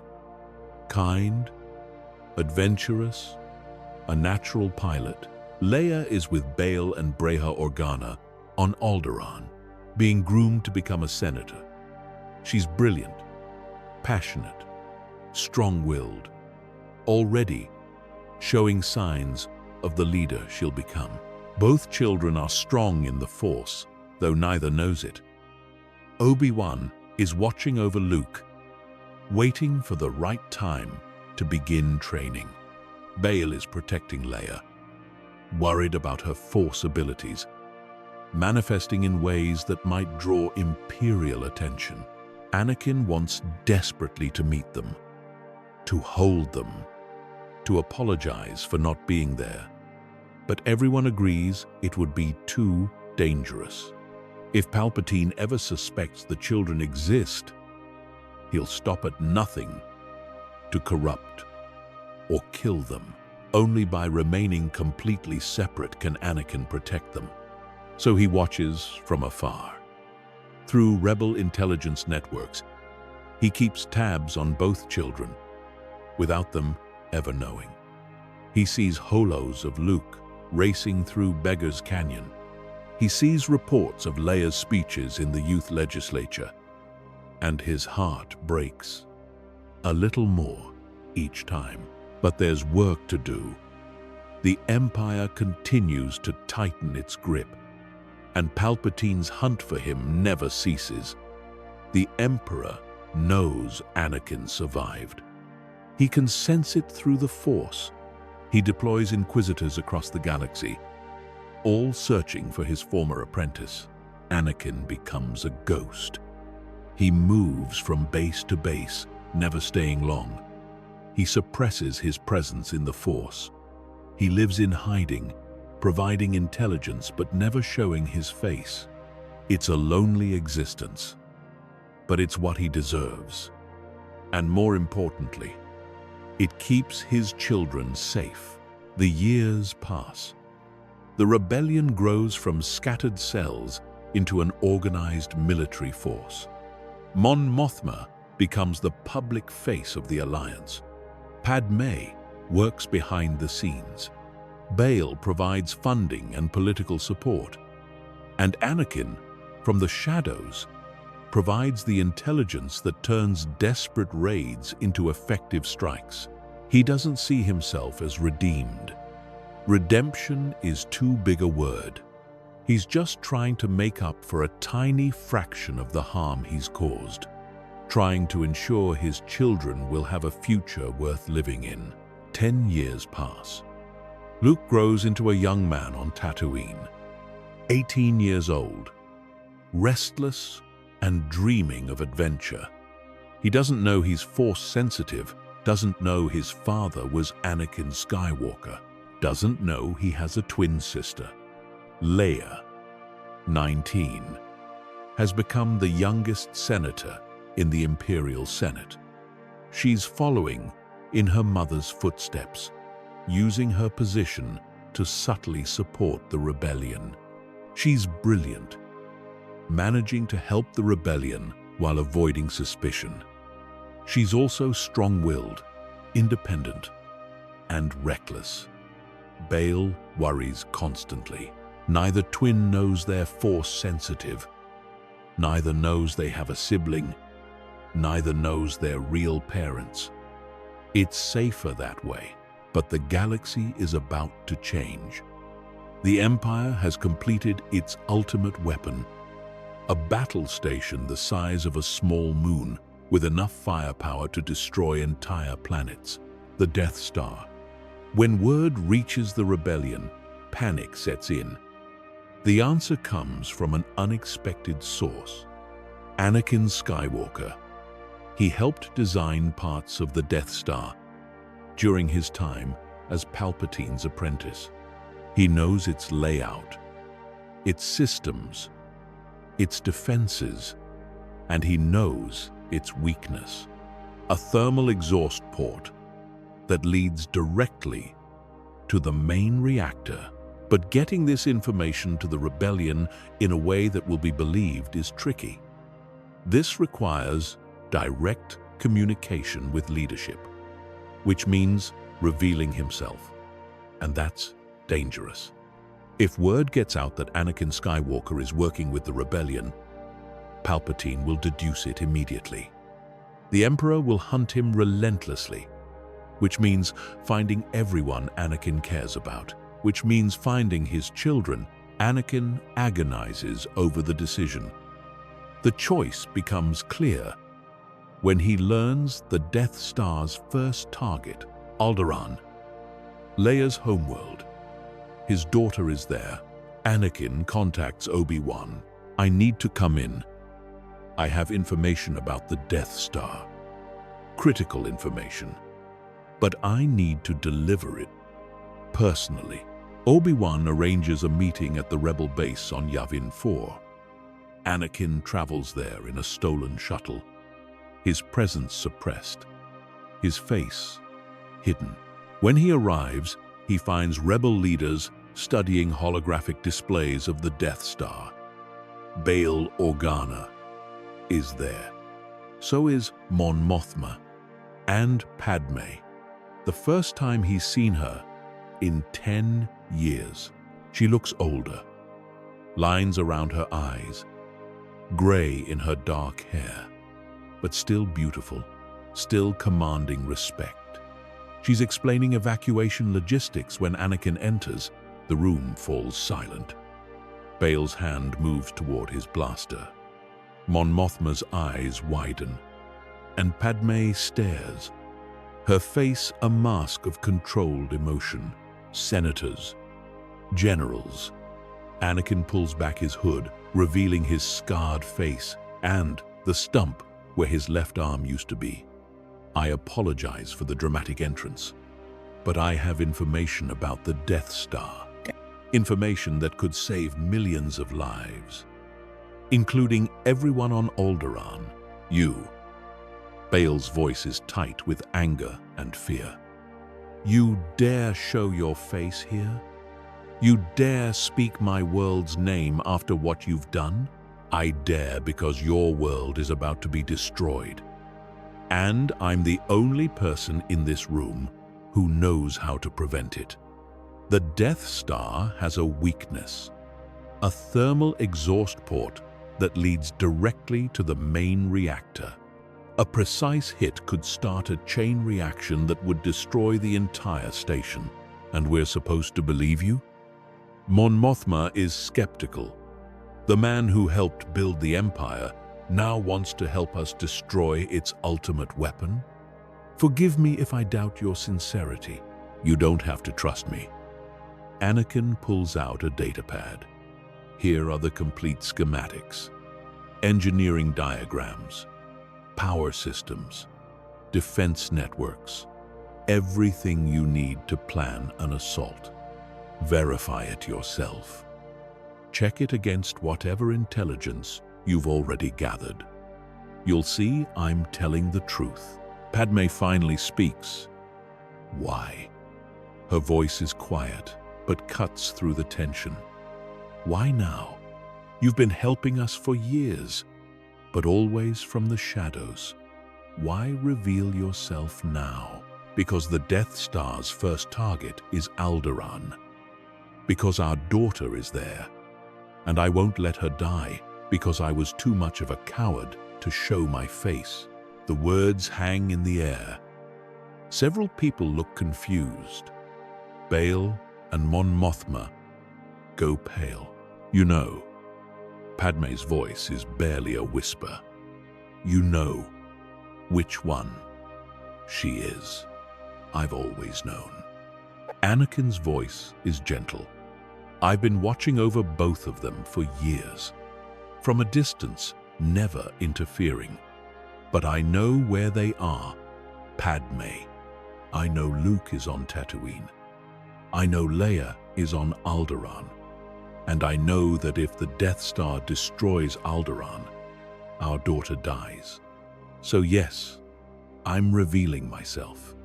Yes, I'm taking the risk that Palpatine will figure out I'm alive and helping you. Because the alternative is unthinkable. Padme's careful control breaks. Tears stream down her face. She wants to scream at him, to rage. But she also wants to thank him for protecting their children, for watching over them. In the end, she just nods. Show us the weakness. Tell us everything you know. The next days are a flurry of planning. Anakin provides every detail about the Death Star's construction and defenses. Rebel engineers verify the information. Pilots study attack patterns. Commanders plan evacuation routes. And Anakin waits, knowing that every moment he stays increases the risk of Palpatine sensing his presence. The Death Star arrives in the Alderaan system 3 days later. Princess Leia Organa is aboard the station, captured during a diplomatic mission and now being interrogated. Bail is frantic, desperate to mount a rescue, but they have no time. The Death Star is charging its super laser. The Rebel fleet launches in desperation. Every available ship races to reach the Death Star before it can fire. They have to destroy the station and rescue Leia. Anakin watches the fleet depart from Yavin 4, his heart heavy. He provided the intelligence. He gave them the best chance possible. But he can't go with them. Can't risk Palpatine sensing his presence. Except he can feel Luke. The boy is out there, in one of the X-Wings racing toward the Death Star. When did he join the rebellion? How did he get involved? And then Anakin understands. Obi-Wan. The old Jedi must have finally revealed Luke's heritage. The boy is strong in the Force, strong enough that Anakin can sense him even from here. Which means Palpatine can sense him too if he gets close enough. His children are both at the Death Star, both in terrible danger. And Anakin is light years away, unable to help. The hell with that. Anakin steals a fighter, an old Z-95 headhunter that's been sitting in the Rebel hangar. Before anyone can stop him, he's launching, racing through hyperspace. He knows it's reckless, knows that if Palpatine senses him, the consequences will be catastrophic. But his children need him. For the first time in their lives, they need him. And he won't abandon them. The battle at the Death Star is chaos when Anakin arrives. The Rebel fleet is engaged with swarms of TIE fighters while trying to reach the thermal exhaust port. Inside the station, he can sense Leia, alive but in danger.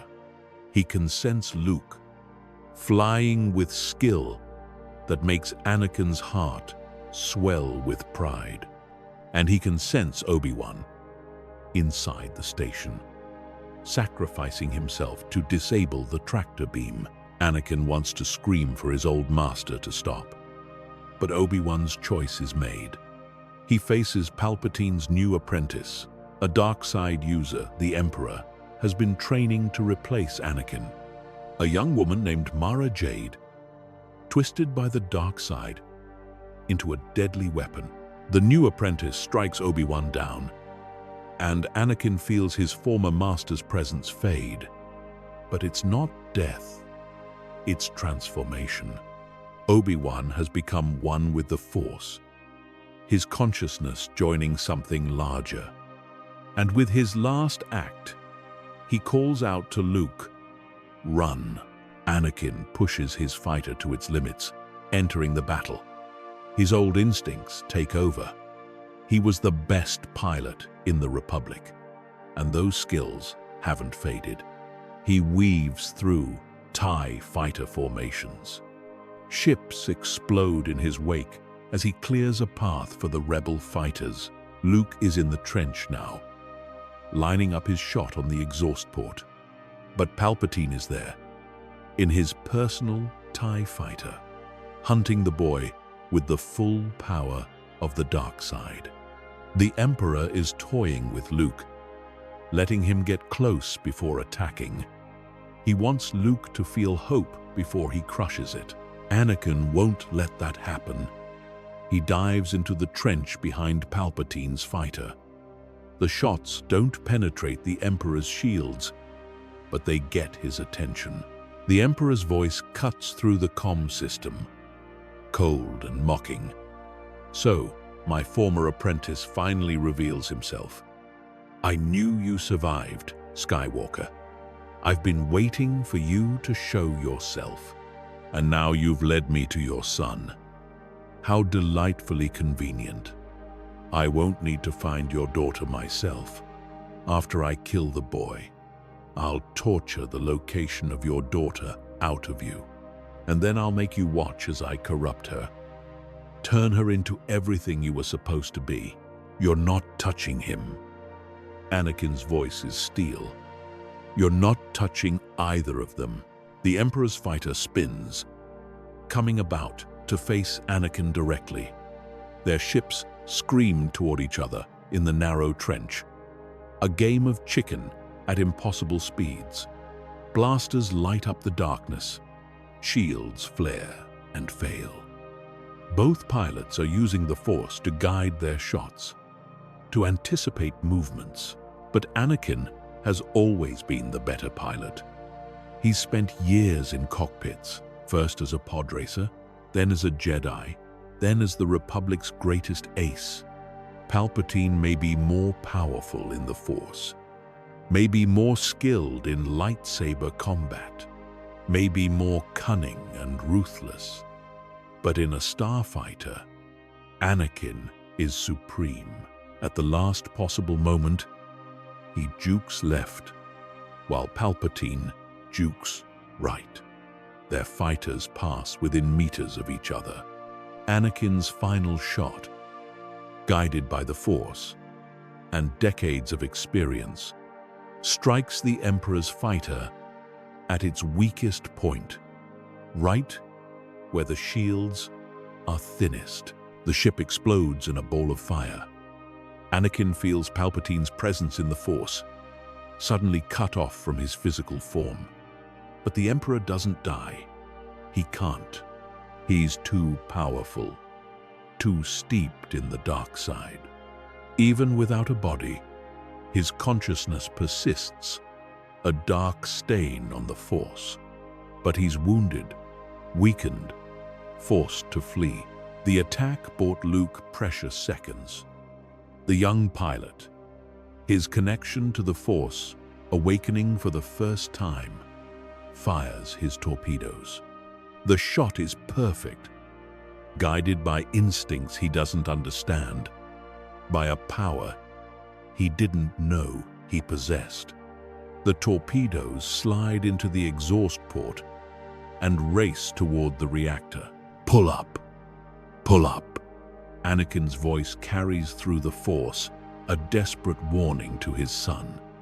Luke, not understanding how he heard it or who sent it, obeys on instinct. His X-Wing screams out of the trench seconds before the chain reaction begins.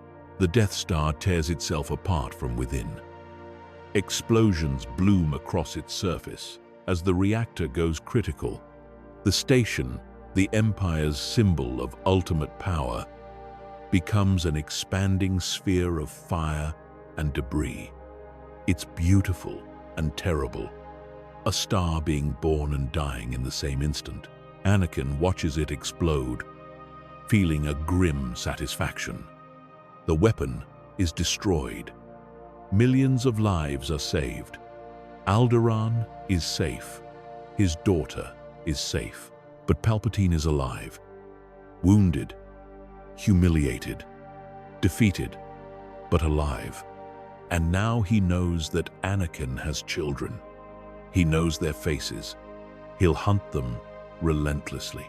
The only way to keep Luke and Leia safe is to draw Palpatine's attention away from them, to make himself the target, to ensure the Emperor is so focused on hunting his former apprentice that he has no time or resources to spare for two teenagers.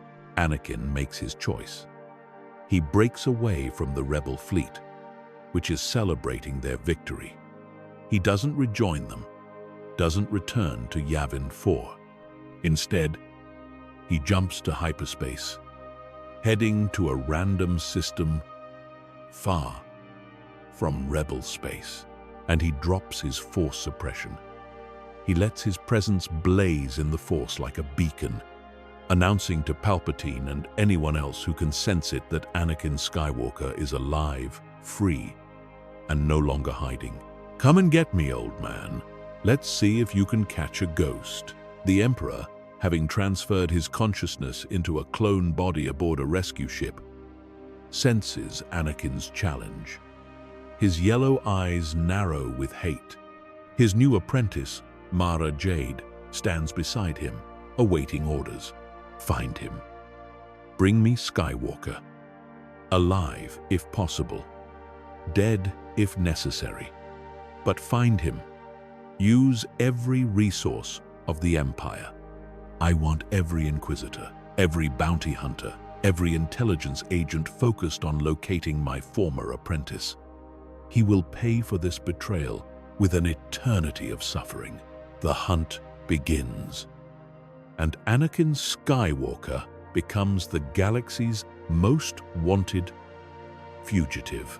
But he's smiling as he jumps from system to system, always staying one step ahead, because his children are safe. The Death Star is destroyed. The rebellion has hope. And Palpatine is too focused on hunting him to threaten anyone else. The next 3 years are a game of cat and mouse across the galaxy. Anakin leads the Empire on a chase through dozens of systems, always appearing just long enough to be detected before vanishing again. He's careful to stay away from any rebel activity, any place his children might be. He draws the Empire's attention like a lodestone, ensuring Palpatine's resources are focused on him rather than the rebellion. During this time, he continues to feed intelligence to the rebellion through encrypted channels. He identifies Imperial shipyards to target. He warns them of planned offensives. He provides information on Imperial logistics and supply lines, all while staying on the move, never stopping long enough to be caught. Luke and Leia, meanwhile, become heroes of the rebellion. Luke trains as a Jedi under Obi-Wan's Force Ghost, learning to master his abilities. Leia becomes a general, her tactical brilliance and natural leadership making her invaluable. They eventually discover their siblings, twins separated at birth. They learn about their mother, about Padmé's heroism and sacrifice, but they never learn about their father's final years. They're told Anakin Skywalker died on Mustafar, consumed by the dark side, that he became a monster who helped Palpatine build the Empire, that he was responsible for terrible atrocities. They never know that he spent his last years running from the Empire, drawing Palpatine's wrath away from them. They never know that he provided the intelligence that helped the rebellion win key battles. They never know that he watched over them from afar, protecting them in the only way he could, by staying away. 3 years after the Battle of Yavin, Imperial forces finally corner Anakin on a remote world called Vyun, a planet perpetually shrouded in acid rain and darkness. He's exhausted, wounded, his body failing after years of running. The Emperor's forces have been relentless, never giving him a moment's rest. The planet is a fitting place for a final stand. Vyun is strong in the dark side, its very atmosphere toxic and corrupting. Bast Castle, an ancient Sith fortress, looms in the distance. Anakin has taken refuge in its ruins, knowing this is where it ends. Mara Jade arrives with a full battalion of Imperial troops. Stormtroopers, AT-ATs, TIE fighters. The Emperor wants to ensure there's no escape this time. Anakin stands alone in the castle's throne room, his lightsaber in hand, watching the Imperial forces deploy around the structure. He could run again. There are still escape routes, still ships he could steal. But he's tired, so tired.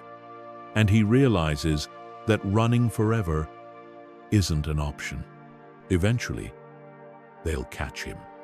Eventually, he'll make a mistake.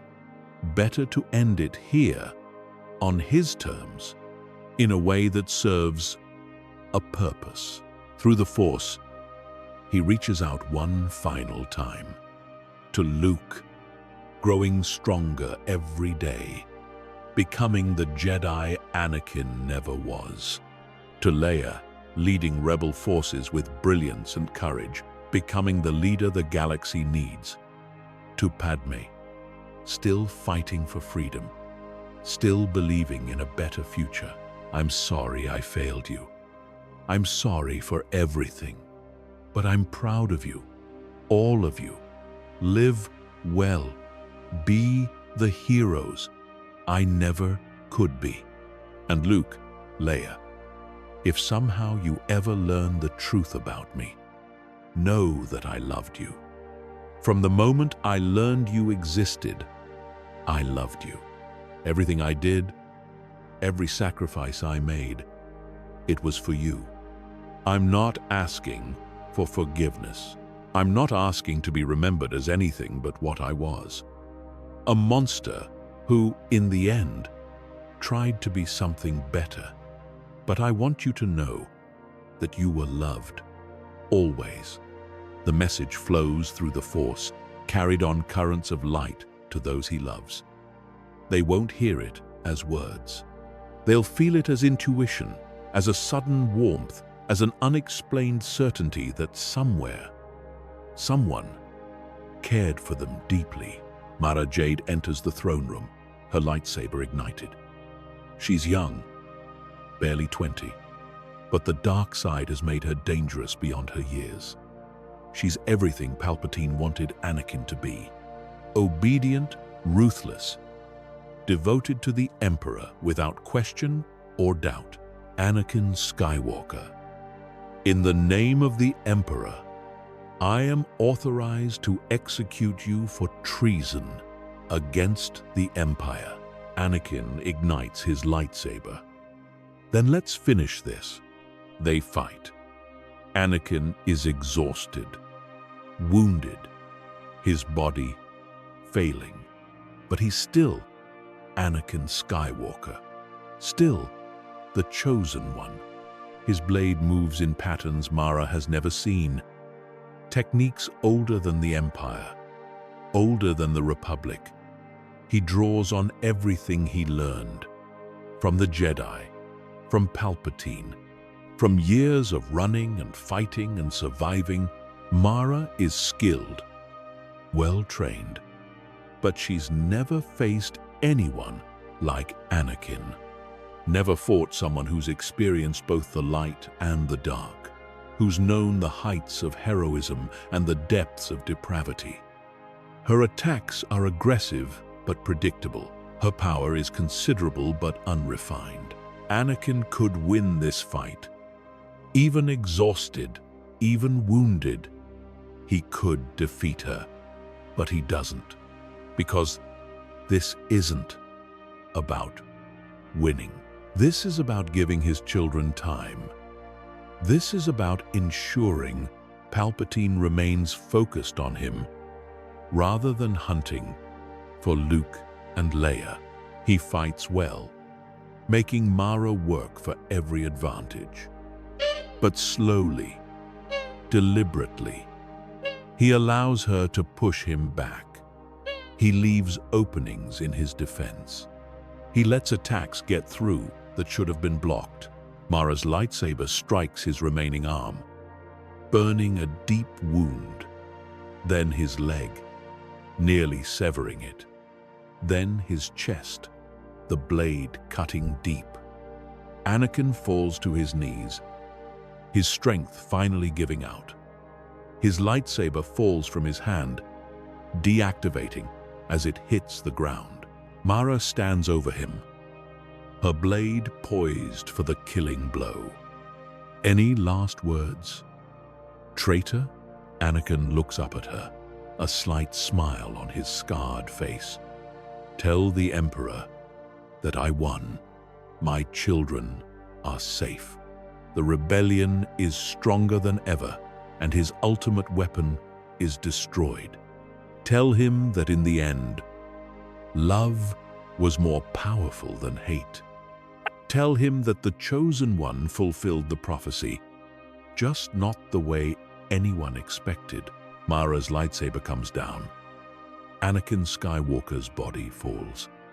But even as he dies, his presence in the Force doesn't vanish.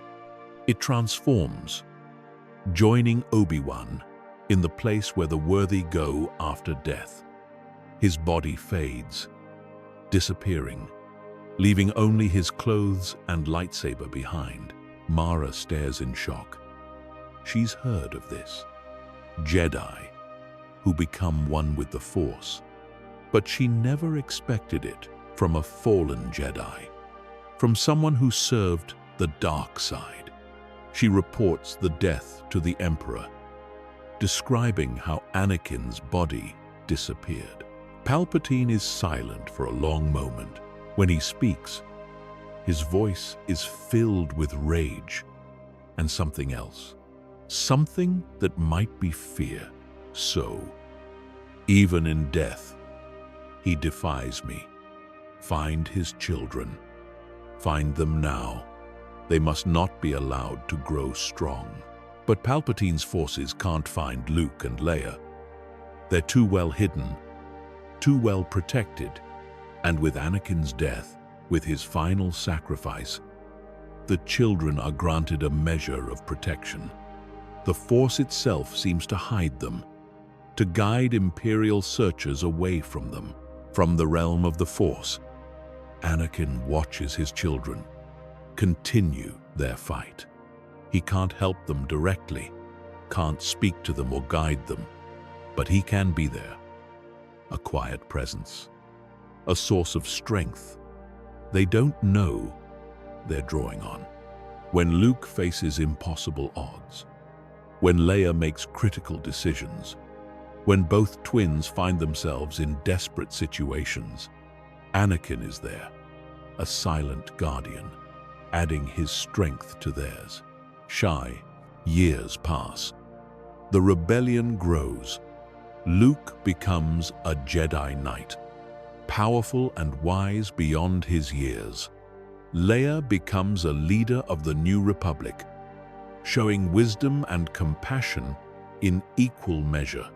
Together, they continue the fight against the Empire, unaware that their father's sacrifice helped make their victories possible. When Luke finally faces the Emperor and refuses to turn to the dark side, when he chooses compassion over power, Anakin is there, rejoicing. When Leia negotiates the treaties that will form the foundation of the new republic, when she shows that democracy and justice can prevail over tyranny, Anakin is there, proud beyond measure. His children never know their father tried to redeem himself. The galaxy never knows that Anakin Skywalker spent his final years fighting the empire he helped create. History remembers him as a monster, as the man who nearly destroyed the Jedi and helped Palpatine rise to power. His name becomes a warning, a cautionary tale about the dangers of the dark side. But in the Force, where truth is absolute and deception impossible, Anakin Skywalker is at peace. He paid for his crimes with suffering and sacrifice. He never earned redemption, never balanced the scales. But he tried. And in trying, he gave his children a chance at the life he never had. A chance to be heroes, to build a better galaxy, to prove that even when darkness seems overwhelming, hope can survive. Luke and Leia grow old, have children of their own, and eventually pass into the Force themselves. When they do, they're surprised to find Anakin waiting for them. Not as Darth Vader, not as the monster from their nightmares, but as he should have been. A man who made terrible mistakes, but never stopped trying to make things right. A father who loved them more than life itself, even if he never got the chance to tell them. The reunion is complicated, painful, filled with questions and accusations and tears. But it's also healing. In the Force, where all is revealed, Luke and Leia see their father's entire journey. The good and the bad, the heroism and the atrocities, the love and the hate. They see why he fell and how he tried to rise again. They see the sacrifices he made, the pain he endured, the lonely years spent protecting them from a distance. They don't forgive him. Some things are beyond forgiveness, but they understand. And understanding, in the end, is enough. That's our theory. The Star Wars universe is a galaxy filled with exciting stories and possibilities, and we love exploring them. If you want to accompany us on this journey to a galaxy far, far away, then please like, share, and subscribe to our channel.